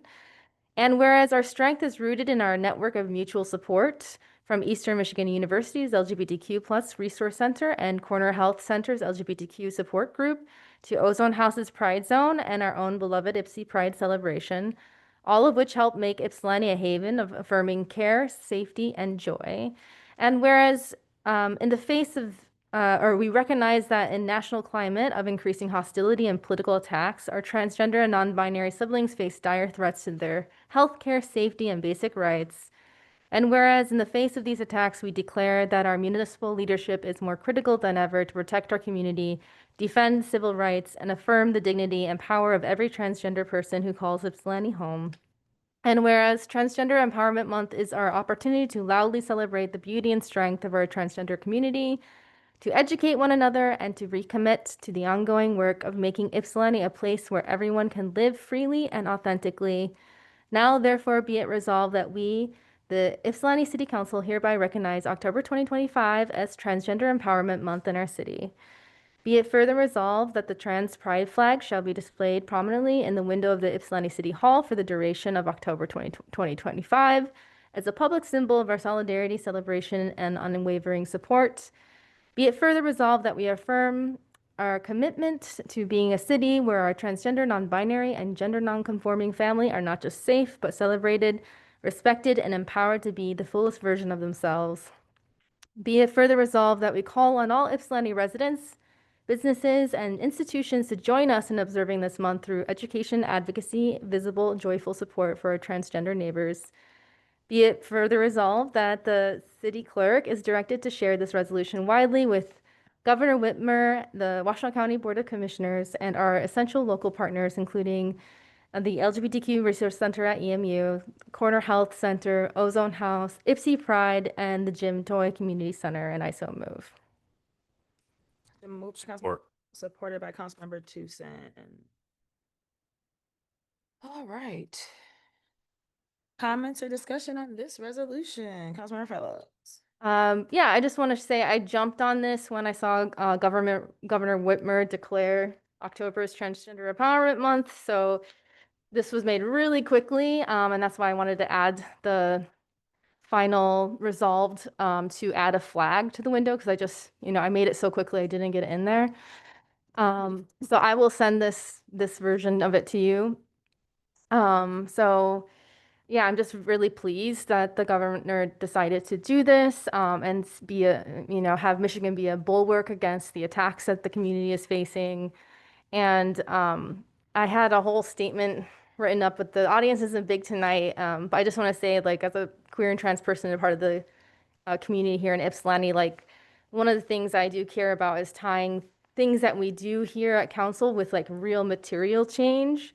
And so I do want to mention that, one of the big things that people in my community, my homies are facing is homelessness. And it's my trans community that is like facing homelessness and the Black and brown community. It's like, it is, we can map it over, identities that are marginalized. And it is terrifying to see how many people that are my peers are being affected by housing insecurity and homelessness. And we've been, drumming on this issue since 2015, but like the real impact is happening right before my eyes, and I don't know what I'm to do. I'm triaging in the middle of the night trying to help my friends that have nowhere to go, and I have no answers for them. So I just also want to uplift that, the issue of a permanent shelter in Ypsilanti is a trans issue as well. And so to tackle, actually supporting residents here besides just, being politically strong on this against our federal government, I also want to do things that will actually materially support the trans community as well. So thank you. Thank you. Further comment or discussion? Councilmember McLean? I'll certainly support the resolution, but one technical question. Do we have a flag? So I was actually just sending an email. We have a pride flag. Is that adequate? It's a different flag. I have one. I can lend it to the city, or we can get one. I mean, it's like going to be $5 probably. So my suggestion would be maybe if you could bring it tomorrow, then we can get it out. And if we see it, then we can order one. And then we could replace yours. Okay. Is that acceptable? Yeah, I will. Yep. I'll follow up with you about that. Yeah. Thank you. I don't know if there's more to be said than what Councilmember Fellows said. I absolutely 100% support this, and I was really excited to see Governor Whitmer be bold and out front on this for the state of Michigan as well. Further comment? Seeing none, please call the roll. Councilmember Simmons. Yes. Councilmember McLean. Yes. Councilmember King. Yes. Mayor Brown. Yes. Councilmember Fellows. Yes. Councilmember Tucson. Yes. The motion carries. Thank you. All right, we'll have a flag in the window tomorrow. Okay, we have two discussions. The first of which is about the implementation of the Transportation Asset Management Plan. Oh, exciting stuff. Yeah. Welcome back, Director Westler. You're right. Interesting part of the evening for me. I'm sorry. So back, I believe it was in March, I brought to you a transportation asset management plan. It discussed all of the transportation assets we have in town, except oddly enough sidewalks. Didn't really go into any sort of detail on shared use paths. It satisfied the letter of the state requirements regarding the transportation asset management requirements for just the roadways. So that's our local streets, that's our major streets. Within those categories are also federal aid and all sorts of other things. I was making some final edits on the transportation asset management plan, and I realized that I want to make sure that this plan is actually useful for you guys going forward and can serve both as a glossary and as a blueprint to help you budget and plan and to say, okay, well, let's do this, let's not do this, or vice versa. And perhaps also packaging a little with the stormwater management plan, since the two are really inextricably linked. Our stormwater assets overlap significantly with our roadway assets, for better or for worse. They basically serve as gutters, like in your house. So I open the floor to you, reaching back 7 months, I think it is at this point. What are the questions that you need me to answer, or you need OHM or somebody to answer about our roadways in this plan? And it's a really big question, but I know that you guys have also been getting that question a lot from your constituents. So fun questions just to kind of kick off the discussion. Do you want to see extensive financial modeling? Do you want to see some granularity on the types of pavement? No pun intended. Do you want to see some more detail about sidewalks than was previously provided? Public sidewalks, at least.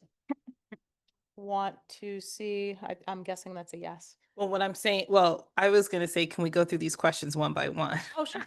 Yeah, so I'm just trying to start off discussion. Yes. I'm not trying to yeah. actually ask these questions. Because well, I appreciate it. I would love for you to ask the questions, because I was like, at first when I saw this, I thought this was something else that I was going to bring forward from that Watts shared, but then that's not what this is.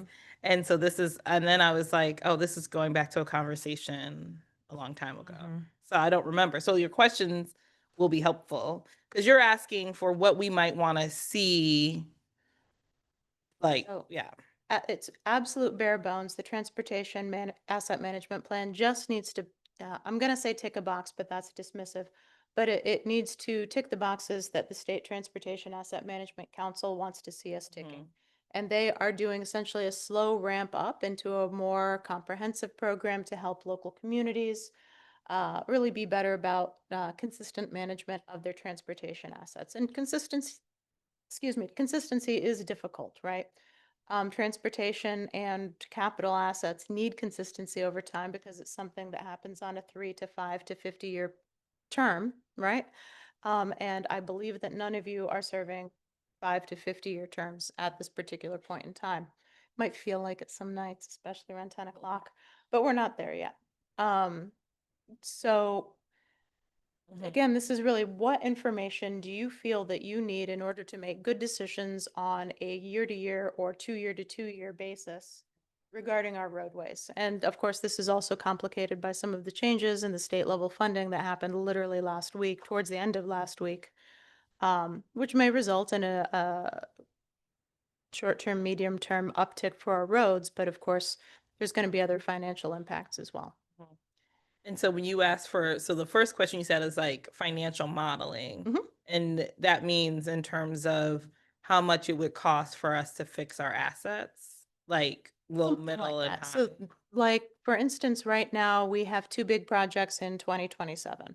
One is going to be the Cross Street Bridge. One is Cornell, or at least a section thereof. Those are both big, those are expensive. Those are projects that we have to save up for over time. So a financial model could include, okay, this is the minimum of what we spend year over year, an average what we spend year over year in the things that we normally spend out of 202, our major street fund. That includes tree removal and trimming, that includes stormwater maintenance, that includes street sweeping, that includes pothole filling, that includes capital maintenance. So we can't really cut back on some of those activities. We can choose to fund them from the general fund, especially tree trimming. Stormwater is another thing that could potentially have some other funding sources, but that requires a different systemic change that we can discuss a bit further. But let's say we get $2 million a year in 202, which is our major streets fund. We know that our floor for just doing the absolute bare minimum is $500,000. of that $1.5 million that's left over, how much do we want to set aside for these large capital projects, the resurfacing, the reconstructions, versus capital preventative maintenance and emergency repairs? And okay.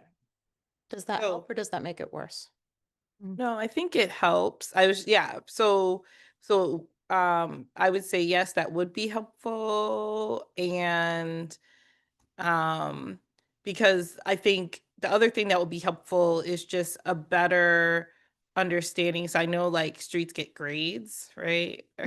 And so it would be helpful for like, so you're saying like Cornell, that's a big one. I mean, obviously, like, there's a couple of streets I can't ride down.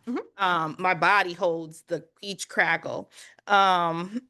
So I guess I'm also wondering whether it would be able to go like, so we could see like how many streets do we have at this level that we then have to be looking at, because I think that we have a lot, and what things we could do in the short term for them, right? Like So that's Washington Street from like Cross to Michigan, like you can't be on one side of the street, So in ye olde March draft of the plan, I'm just going to walk up and show it to you. We do have map cities roads with color coded their condition. Yes, I kind of feel like I remember it was like all bad. Yeah. Yes. But- Yes, yes. But- Right. But I mean, yeah, so There's decision points within that, right? So there's basically three classes. There's good, there's fair, there's poor. When you are at the bottom of the fair category, that is a great point in which you could intervene, to keep it from from falling into the poor category. Same thing when you're just about to fall out of the good category, that's a great intervention point.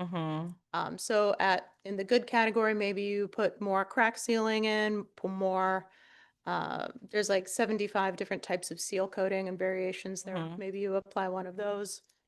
In the fair, maybe you look at doing some sort of quick mill and overlay in certain spots. So that's when you take off the top layer and put another top layer on. Because roads are kind of like lasagnas. They're all made out of layers, or ogres or what have you, but there's lots of layers to it. And the top layer is a wearing course. It's the one that's going to fail first, hopefully. And so at those decision points, those are probably the best places to target an investment. And then how are the ones that are in poor then prioritized for like how they come up? Right. Like, is it by, I could, obviously they all could be poor, but then some of them you can't travel down one like lane. And then, Yeah. or some of them are more highly used, right? There's more traffic. What's that the word? So I'm just like wondering like how do we then start to prioritize which ones that we know we're saving for? Because then that would help to like be able to communicate like how things are spread across the city too. So you'd like to see a suggested prioritization rubric, is what I'm hearing. Yes, yes. Yes. I can't spoil anything. Okay. Prioritization rubric. So what goes into deciding what priority, how do you choose the priority? What's the level of traffic? What's the condition of the street? Like what's its Paisley rating? Versus it could be near a critical resource, like if it's near a school versus near a road, railroad versus just kind of in the middle of, we don't really have anything in the middle of nowhere, but comparatively speaking, in the middle of nowhere or just a blah street. If it is over top of a critical stormwater resource, so those two again are kind of critically linked. So what factors go into prioritization? And, one of the things that I'm just going to put out there, coordination with utilities is going to be something that appears on that. As you guys probably know, we've talked about most of our major street reconstructions coming up, like Harriet currently, Cornell in the next couple of years, and then after that, I believe in 29, Huron Street. Those were largely, or at least it's significantly chosen and significantly influenced because Yucca needs to do water main replacements under there. So easy easy peasy as such things go. And right now, actually, we're talking through DTE Gas on Harriet because they've decided, oh, they can slide in. So the Harriet Western Block, we're working with all interested parties to have DTE in there and do their gas main replacement from on Harriet from First to Huron, Hamilton, I'm sorry, sometime in the next couple of months, which, you know, has a knock-on effect upon the road project, but we would much rather have them do it now than after we've put all this beautiful, fresh new pavement and fresh new sidewalks in. So delay a couple months or live with kind of crappy roads and repairs for several years. So that's an aside, but that's an example of something that would go into a rubric. Did I miss anything in my examples of things that might go into that rubric?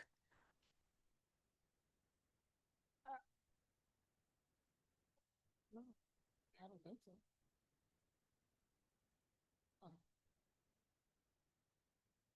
Are we done with that part? Oh, we can be. I know you had like a list of questions, know. and the problem was I wasn't gonna be able to hold them all at once. Neither have I. At all. Nope, neither have I. Okay. So, let me just kind of go down some of the notes I have in the side of the report currently. Pavement is filled with acronyms and magical words that mean something in this particular context that mean absolutely nothing, probably outside. How extensive of a glossary would you like us to have? And would you like those glossaries paired with maps? So for instance, I say major roads, I know exactly what I'm talking about. You guys are like, oh, the big ones. I don't know. What that means, local streets. Right, I know that, yeah. You guys know more than I am going to talk about you guys knowing, even if you don't know that you know it. I know that you have to explain these things to the public though. So that's where I'm coming from with a lot of this. Councilmember McLean? I'll take a stab at answering that, at least for me. I'd like the documents to be such that either they can be read by laypersons or they can be readily converted to information that can be read by laypersons. Okay. That probably argues for a greater glossary rather than a lesser one. And Yep. move forward. I've got kind of my own list. You've already touched on some of these things, but there may be a few that are new. So we've talked about conditions. You've at least alluded to, but I'd love to see something about the rate of deterioration, right? What can be, I think when you talk about the good, the fair, and the bad, I think you're implying that as it gets to the bottom of that fair, the deterioration starts to It quickens, yes. yeah. So I don't know if that's a universal Yes. reality or if it depends on the kind of pavement or materials that's used, but No. explains that deterioration rate, because I think it's going to be really important to explain the urgency, as I've told some constituents when we talk about roads, that there's a sweet spot or a point of no return where the costs are not going to just go up incrementally, they're going to go up exponentially at some point. And I think that's accurate, but explaining that helpful. Ultimately, I'd also like to have this kind of a document be able to be used to support 2 or 3 larger options, because I've started to have conversations with people in response to folks coming to me saying, hey, it's time to do the roads again. It's time to think about a millage.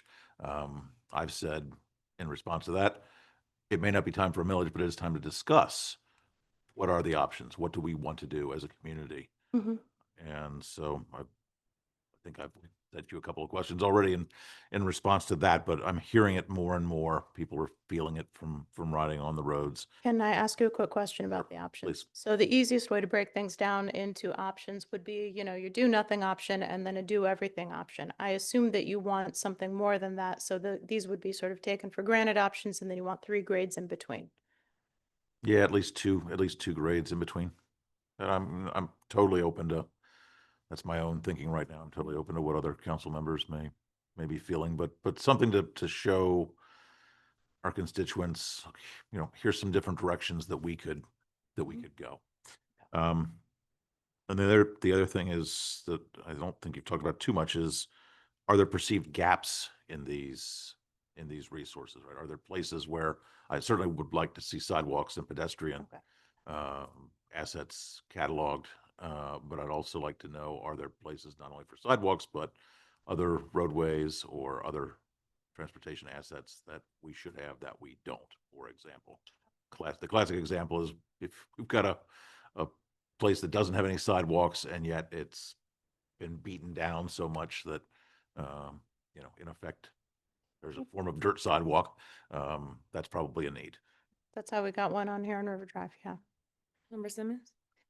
Yeah, just to that point too, around like sidewalks, this makes me think about, I know like some time ago, we were talking about like on Cross Street, like next to Prospect Park, and how that, and it was a conversation of the grading, but how basically once we get to freezing, that whole walkway is just ice. So things like that, that's another, like that's both in terms of, that's not just about like adding sidewalks, but how, like what some of those different kinds of things would be to make it more usable, full year round. I don't know if there's, I'm sure that, I mean, there are other places, obviously, like just from walking, but that's just like an example that I know we had talked about not too long ago. Yeah. Yeah, sorry, I was doing an email earlier, so somebody may have mentioned already, but just like part of the plan too is looking at the existing bike lanes that we have and how connections. So connecting existing bike lanes to each other and our resources for something like that. And even for the sidewalk gaps, I'd pull in pieces from the non-motorized transportation plan. So none of these plans should be standing on their own. They should be reflective of each other because they're adopted and presumably, as far as I know, still the goals of the city. So that is something that would be looked at. There isn't really a ticking clock with the TAMP, but there may be places where we have to put a bookmark in something and not specifically even with the bike lanes, but with some other things too, to say, okay, we need more detail here, like alleys is a good one. And we need more direction here and we need to decide on something here, but this is important and it affects the overall cost for X, Y, and Z. So yes, and. Yes, and I guess the other comment would be about the one-way streets too, as far as kind of like crash mitigation and all of the streets can use crash mitigation, unfortunately. yeah, but the two-way streets and narrowing of streets is a way to slow down traffic. I did see, and I think it's state of Oregon or state of Washington just pass the ability for municipalities to even put their some of their city street miles per hour down to 10 or lower, and so some cities have started to do that, which is I have to look into it again, but I did hear that. But I'm interested in overall like how we would look at this as a way to kind of for our core, like urban core, like slow streets down and all the different strategies to do that, or they're dieting or I don't know all the terms. Urbanists know. They know all these terms about like, Make the streets more better. That's how. more I would say. better. Yeah, As an specifically, like ASPP certified planner, I like to call them more better. That so a lot of that has been talked about at the high level goal level, really in both the master plan and in the non-motorized plan. What I would perhaps suggest we take a look at is in this particular plan, which is meant to be more of a nuts and bolts sort of thing, is to actually say, okay, these are the high crash intersections within the city.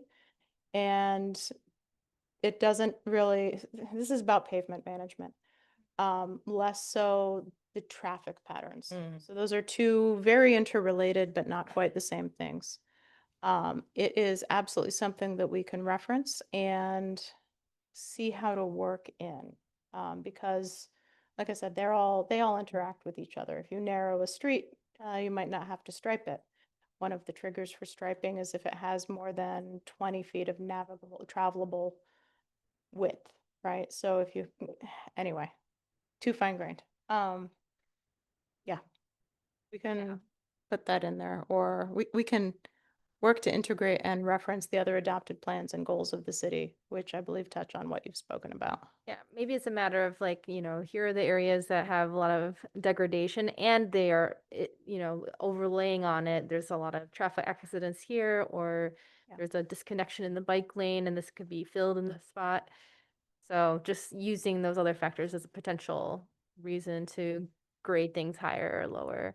Yeah. And I know it's not completely related, but it does, one of the things I was going to bring up in public business, business at the end, which I think the mayor brought up, was just looking at the crash mitigation for the Dos Hermanos complex, like that. So I don't know, it's not completely related to this, but I don't know if there's a plan in place for signage or for other techniques, but There's about 2 or 3 things that we're doing at that location and at other locations as well. So at that particular location, I have my staff looking at, is it signed correctly? Because over time, what happens is these vehicles that crash into buildings also crash into signs. Sometimes they take those signs with them. We currently don't have a sign inventory. We're working on that. Again, everything's interrelated. But periodic review of these high crash intersections in order to ensure that they are actually continuing to adhere to the standards, the MMUTCD standards. Another medium-sized thing that we're doing. So all of the light posts down here are super special non-stock posts with stock luminaires, and that's how we've gotten it better lit over the years. Is we've changed the luminaires from things that we carry and in our yard and have to order onesie twosie to just being DTE stock fixtures. We're in talks right now with DTE about changing the poles on that particular island to stock fixtures. So that way you don't have that. I think we're at least on month 3 now for that particular island and that particular pole. Another thing is, you've seen them on AMU's campus, the little chessmen bollards they have in certain locations. We've gotten the specs for those. We are taking a look at how those might be integrated into that center median there. Looking at I haven't looked at the crash reconstruction data to know for sure. It looks like people might not even, you don't even have to go across the island to hit the Dos Hermanos buildings. People apparently take that as an option.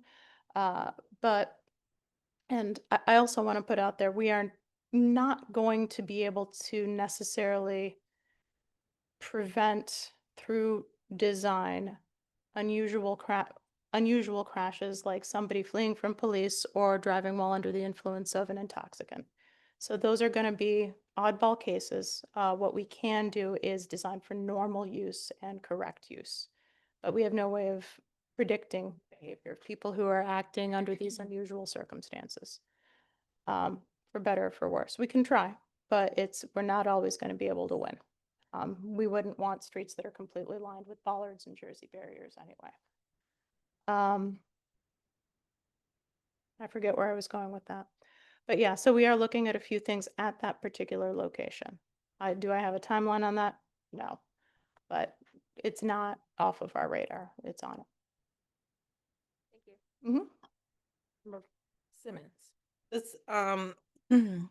This is also, I mean, I don't know like how many variations there are, but just in terms of, I feel like I remember a conversation about the materials used, like asphalt, concrete, whatever.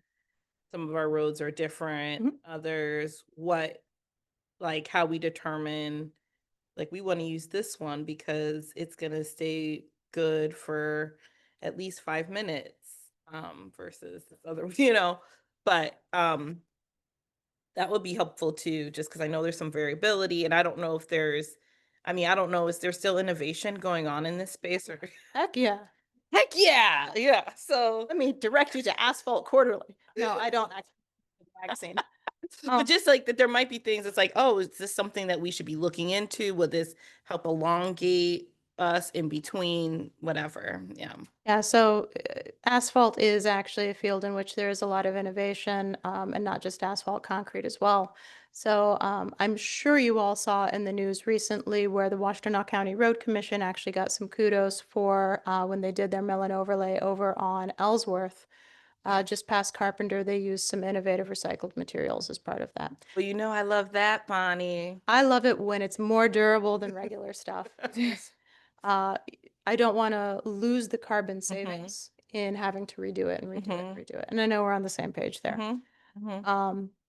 So I didn't see that in the news, but that's good to know. I'm happy to share the article with you. Yeah, now I want to go and like go just drive on it, just or you know, I don't drive, but Bus on. I do believe I've seen buses there. Yeah, buses go down Ellsworth. They come in from Stone School, but yeah, okay. Yeah. Cool. Thanks. Yeah. And so you guys want to know all of the things? Everything. Absolutely everything. Lots of maps, lots of graphs, I'm assuming. Okay. And digestible. Yeah, I think visualizations are easy for us to then talk through with people for sure. I also know that sometimes it's like the maps are like so small that you can't, so like that wouldn't be as useful if we can't read it, you know. But yeah, I think it's nice to have visuals to share. So I will do the best that I can with this. I will note also that it is our first time putting together a plan like this. And I'm probably not going to hit everything on the list. I'm not going to hit the entire wish list. I am going to try and memorialize that in the plan to whatever extent that I can and do like a more information needed here, you know, that sort of stuff. But I will do my darndest and see where we go from there. The next time you guys see the TAMP, it probably won't be as an adoption. I would want to present it to you and get some tweaks, or if you guys think it went off in this direction and you need to go in this direction, I want to hear that too. Everybody feel good? All right, thank you. Thank you. All right, and then our final discussion is around the part 2 of the retreat. Councilmember King? I just wanted to talk about the retreat because we did receive an email or two, and I know we had talked about part 2 of a retreat. So I just wanted a little conversation around that, and are we going to schedule a part 2? I do see in the email that Bianca sent that she located a space that's free. And then she sent us several dates, all Fridays in October as potential dates. We are in October already. So, you know, we know how it is to try to schedule things with this group. But I do feel like I recall consensus around wanting to have a part 2 to complete the visioning and the plan that we had started together. And so I'm open to trying to make this work, make it happen. Thoughts? Councilmember Phillips? I'm in support. I'm not sure about the timeline because that's going to be the part. But I mean, I would be open to us all looking at our calendars now, if we want to do that. I was imagining it might be a little further out than this month or next month, and December is not a good one because we're not going to be meeting really. So probably I was thinking more like January, but I'm open to other ideas. Councilmember Simmons? I would say the one thing, I mean, maybe this is a combination because I feel like in January we're in goal setting. And I know that I think that when it came forward, it was kind of like, yeah, part 2 and goal setting too. So I don't know if this would be a way, if we would be trying to combine them or how that might look for us. Because I know in times past, if I'm remembering in January, February, we wind up having multiple meetings that kind of get spread out. So, yeah. Yeah. Again, October, that was what was in the email. I think that it's very soon for the way that we typically try to schedule things. But I was just naming what we received. I am open to absolutely down the line doing this part 2, and actually having it combined with goal setting might be the best idea, to be honest. Councilmember Houston. Yeah, I'm in support of doing a part 2 to our retreat, and I would also entertain having it closer or in combination with goal setting. That makes the most sense. Councilmember McLean. Agree with both of those points but also think we do have to probably wait until January, realistically, at least. for Yeah, me. yeah. If October's out of the question. Goal setting is January, so. So that might impact and like what the focus might be a little bit and things like that, which I think could be helpful and good, whatever.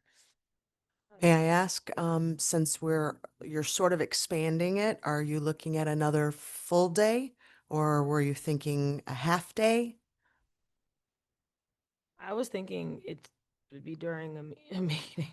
Since we usually have those goal setting meetings, and we also have to decide who we're using to facilitate that.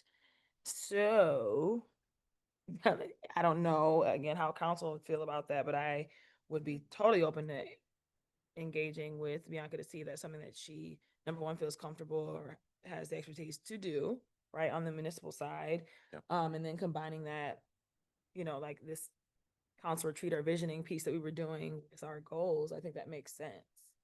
Were you gonna say something, city manager? I was just gonna add, if it's going to be a goal session, we should probably just have it here so we have all the department heads. Right, I'm like, so have it in a meeting, yeah. Yeah, so I would definitely agree with that, having it as a goal setting in a meeting here, especially considering my schedule is going to be changing here soon, so I won't be able to participate too much if it's on so if it's on a meeting day, would be perfectly fine with me. I think my question would be around when we think about, if we're thinking about what we did in our retreat, and if part 2 is to look similar to that, and we're talking about doing it at the same time as goal setting, or are we saying we're going to combine it? Because that would be 2 different things in my head. The way that we approach the retreat was different than what a goal setting session would look like. So just laying that out. That would be my question as well. Would it still be 2 separate things, or are we gonna do that in a meeting here at council? I didn't have the consideration of just combining it with goal setting until now, and I'm open to that idea, but I did like the more kind of like intimate space of, we're holding a ball, we're talking about, adjacent things to actually making decisions. It's more about how we do decision making. So I think I'm interested, at least at some point in the future, doing an activity like that, because it seemed like it was helpful and generative for the group. So I could imagine it either as like a half day doing that and half day doing goal setting, but also that could be a very heavy lift to do quite different things for one person in one day. But those are just ideas. But I at least at this point, I think with the discussion, it seems like we are moving towards doing something, and maybe in January. So probably that could be the proposal to Bianca. I think the way I'm thinking about it would be that we have our part 2 as the foundational meeting before we do goal setting. Yeah. So that we complete our shared contract, what was it called? Collaboration charter. Collaboration charter, and have that complete as we move into the goal setting process that happens in session, like in our meeting. And so you would want that precursor to happen during a meeting? No, I'm thinking like the Friday before the week we I do goal see. setting, or I 2 see. weeks before we do see. the week of goal setting, because usually we have like a Tuesday, Thursday, or 2 Tuesday. You know what I mean? Like doing it before I see. start that Okay. that Thank process. you. So that's what I meant by connecting the 2, not necessarily I doing them at the same time. I see.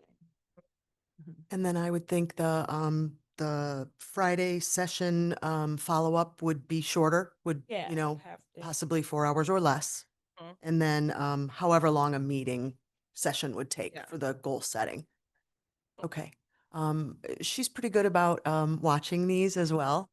So I may have an email from Bianca in the morning, but if not, I will reach out to her, and kind of give her an idea and even tell her to come and watch this end part, to get an idea of the direction that you guys want to go in.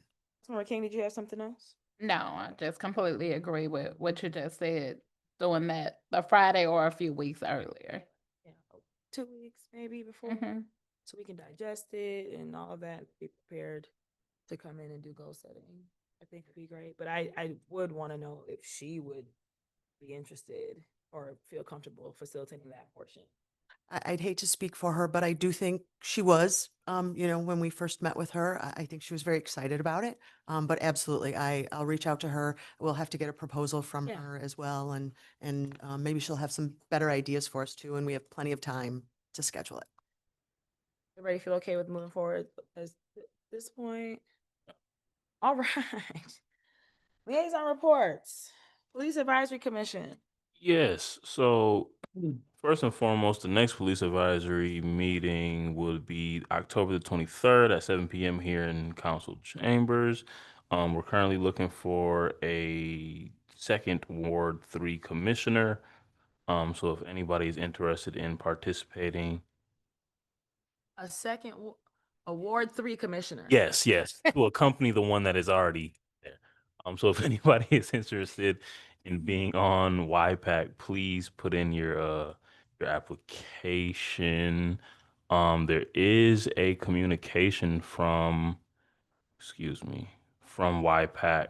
And I encourage everybody to go look at it. It's we're talking about the ordinance, and it talks about removing the term limit as well as adding some language to the ordinance itself. So City Manager. I was gonna wait till this came up in communication, but the language that they're asking to add are to 6 and 8, and those are both recommendations to administration and not to the legislative body. It's organizational matters and procedures and strategic plan for the department. So that's more administrative, which is why the city council was not involved. Yeah. Have to go take a look at the ordinance. The way that the resolution is written, I have to know what it says to know what Right. it's saying, so I have to go look at it. But I will do that. So yeah, that's all. I'm sorry. That's all. Thank you. Thank you. HRC? HRC, our next meeting is October the 16th at 6 p.m. I do have a whole list of updates, but I left that folder at home. I will post those on my social media and I will share with my colleagues by tomorrow. Thank you. Parks and Arts? I believe the next meeting is 2 Mondays from now. Thank you. Sustainability?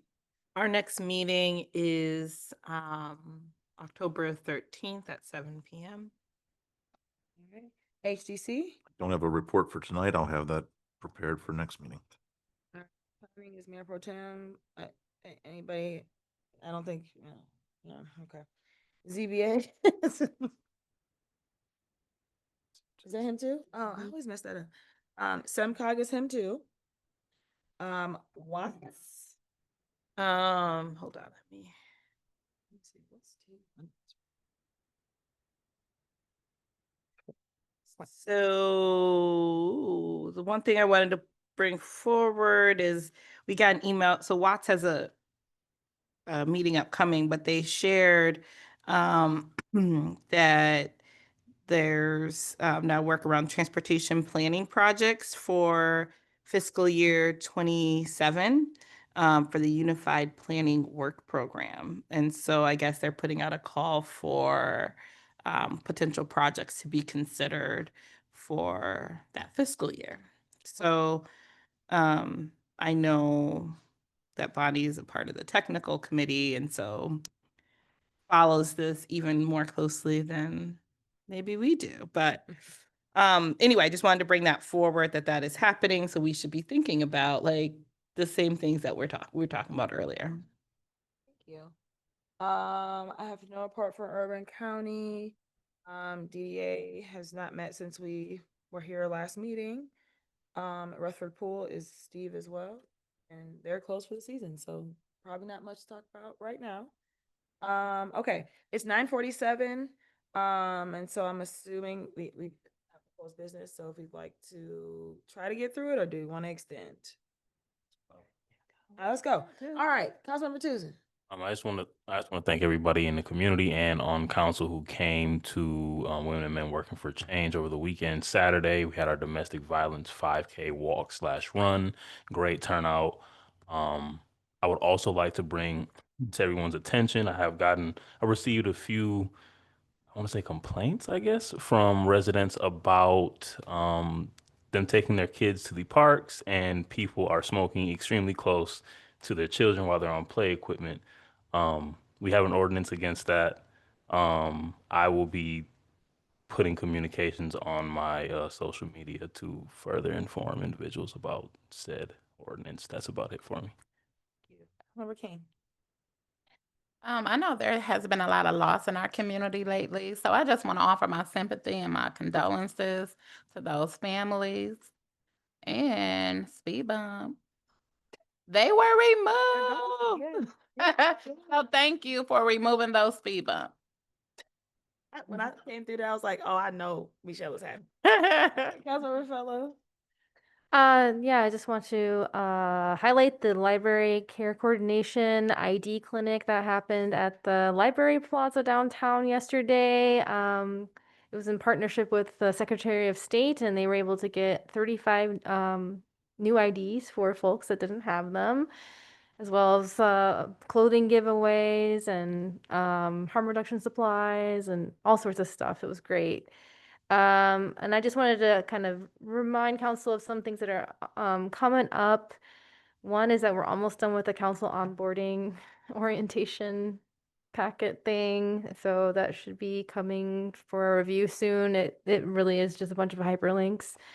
And then the tenants' rights committee, I talked to the city manager about the process for getting the at-large resident tenants, and so there'll probably be an application process made so that folks can submit applications for that. So let Tracy just know. drafted one today, so I'll forward it and we'll get it online probably by tomorrow. Okay, yeah, so just let people you think would be good for that know about the application. And then also talk to the city manager about the Water Street RFQ committee timeline. So I think I better understand now. I mean, it's basically this what I was expecting, which is a January to June timeline, except that, you know, the committee would spend the later half reviewing potential proposals as they come in. So that seems about right to me. And that's it. Thank you, Councilmember Simmons. Yes, thanks. Just a few things. So one, wanted to just say that we got in the applications for the youth mini grant. So thanks for compiling those because that was on my list. And so I know Councilmember Tucson and King and I will get together to review those. So we should schedule that so we can let folks know about it. I also wanted to just say that in this contentious state budget, I did get word from our rep, Jimmy Wilson, that he and our state senator Jeff Irwin were able to secure $3 million in the budget for Cross Street Bridge. So, yay for Ypsilanti showing up in the budget. I wanted to say, so, you know, I love bringing presentations. I wanted to see if I could just get support now for a presentation on participatory budgeting for our next meeting, with a national or participatory budgeting project. And this is something that I know I've mentioned before. I think I probably have shared some resources way back when, but then also is an interest in particular around our the millage money for the mental health and public safety monies. So I don't know if anybody's interested in that. Question before I do that.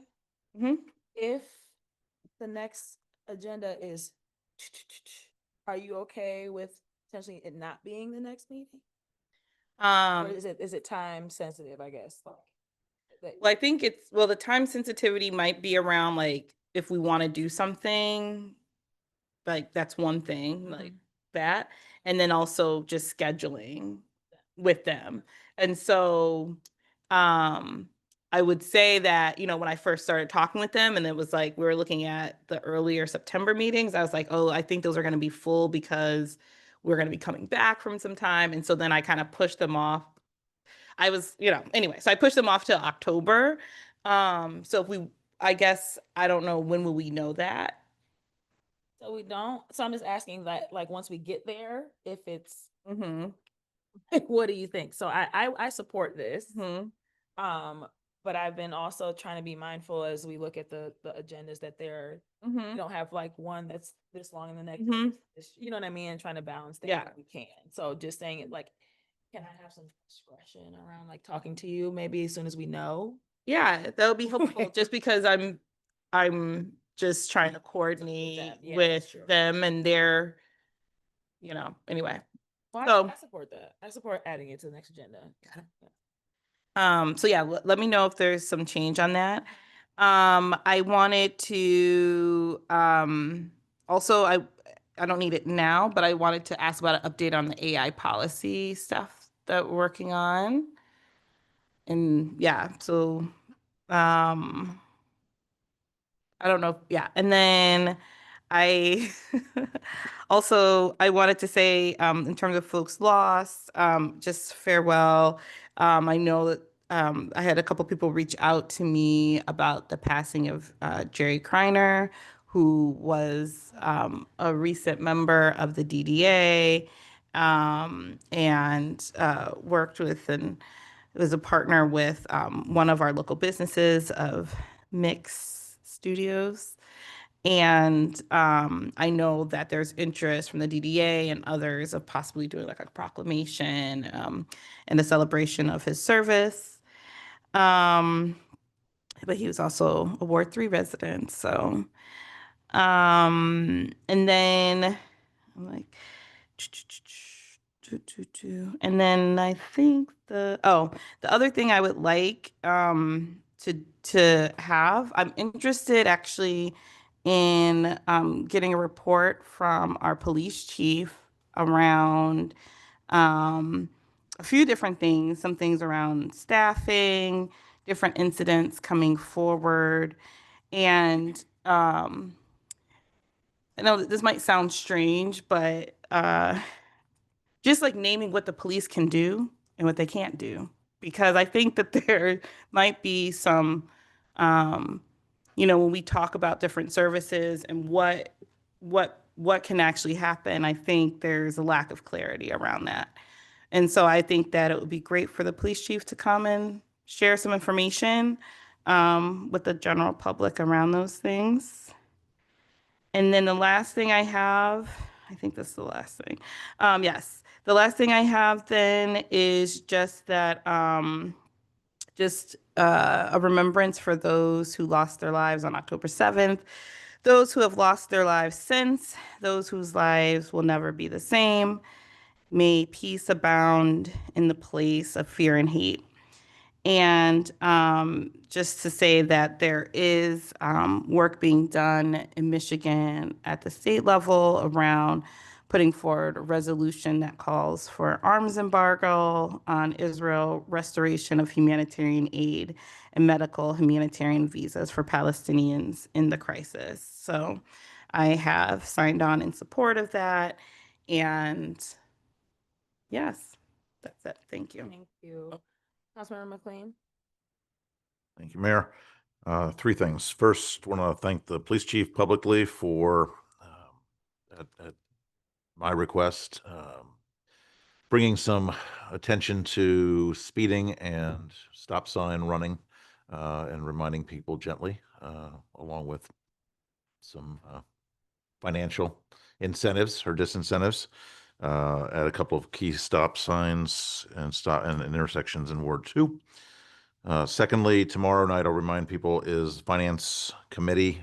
Perhaps the city manager was going to mention that too, but certainly encourage those who are not members of the committee to come if you want to. And I'll certainly talk further about the Budget Stabilization Fund proposal. And if members have other requests for information that I can bring forward at that meeting, please let me know ASAP. But I would try to do that. I'm also happy to meet with people if they want to individually to talk about that that ordinance. And finally, with regard to roads, I don't have to say much because in Bonnie's presentation, she talked about it, but I wanted to mention that I am starting to try to actively solicit kind of people's thoughts on the roads and whether or not they're bad enough to go forward and you know, look at options for the revenue that would be needed to do something. And that was the genesis of my request to Bonnie to come up with some options. So I'm not saying that has to happen right away, but I do think that's a sort of a public dialogue that may well need to take place over the next year, maybe beyond.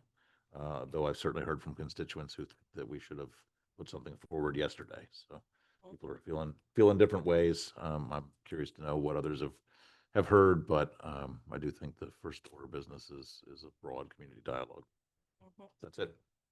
All right, it's 9:58, 2 minutes. Think the three of us can do it? Okay.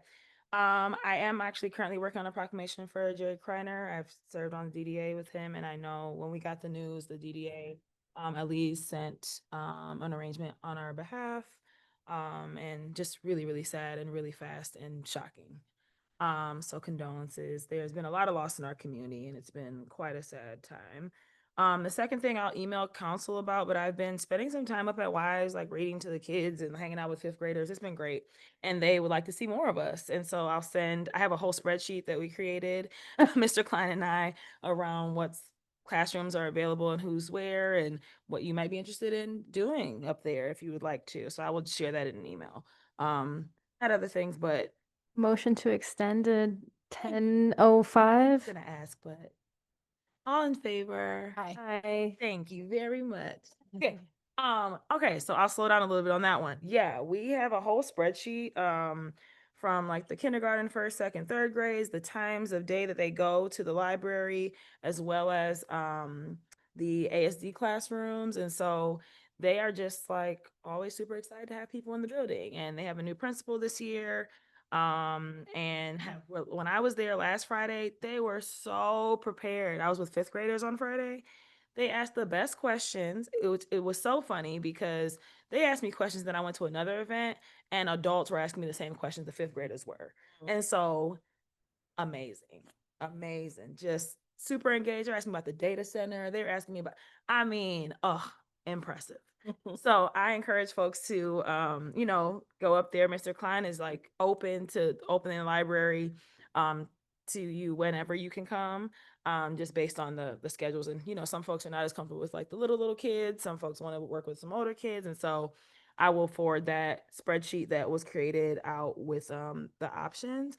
They're also, city manager, I'm going to send it to you because they would like, staff as well. I know the police department has been there. DPS has been there. They want fire really, really bad.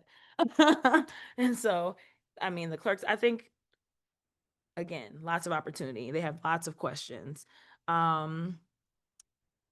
So excited about the kids. I forgot my next thing. All right, city manager. Staff have met with the new director of the Shelter Association, Nicole Edelman. Look forward to working with here in the future. OAM negotiations are nearly incomplete. TA should be coming before council in November. TPOAM ends at the end of this fiscal year, so negotiations for that will start soon. And then I just wanted to clear something up in the Tenants' Rights Committee, it lists bi-monthly. Is that every other month or twice a month? For meetings? Yeah, it says it in the policy. Don't remember. I have it here. I'll check with you after. Okay, no problem. And that's it. All right, city clerk, anything? I just wanted to remind everyone that although it is a very small election, we do have an election coming up. And I left stickers for all of you about voting local and how important voting local is. So even though it is only one resolution, it's still incredibly important that everyone's voices be heard. So please come out and vote. And I am working diligently on the AI policy. My only concern is that I may not be going down the direction that you want me to go down. I like it, but I will pass on what I have put together so far. We know our communications down here. I think we had already heard about the library's resolution, and then Councilmember Tucson talked about YPAC's resolution as well. All right. Thanks, everybody. The meeting is adjourned. Yeah. What am I gonna do with all this extra time?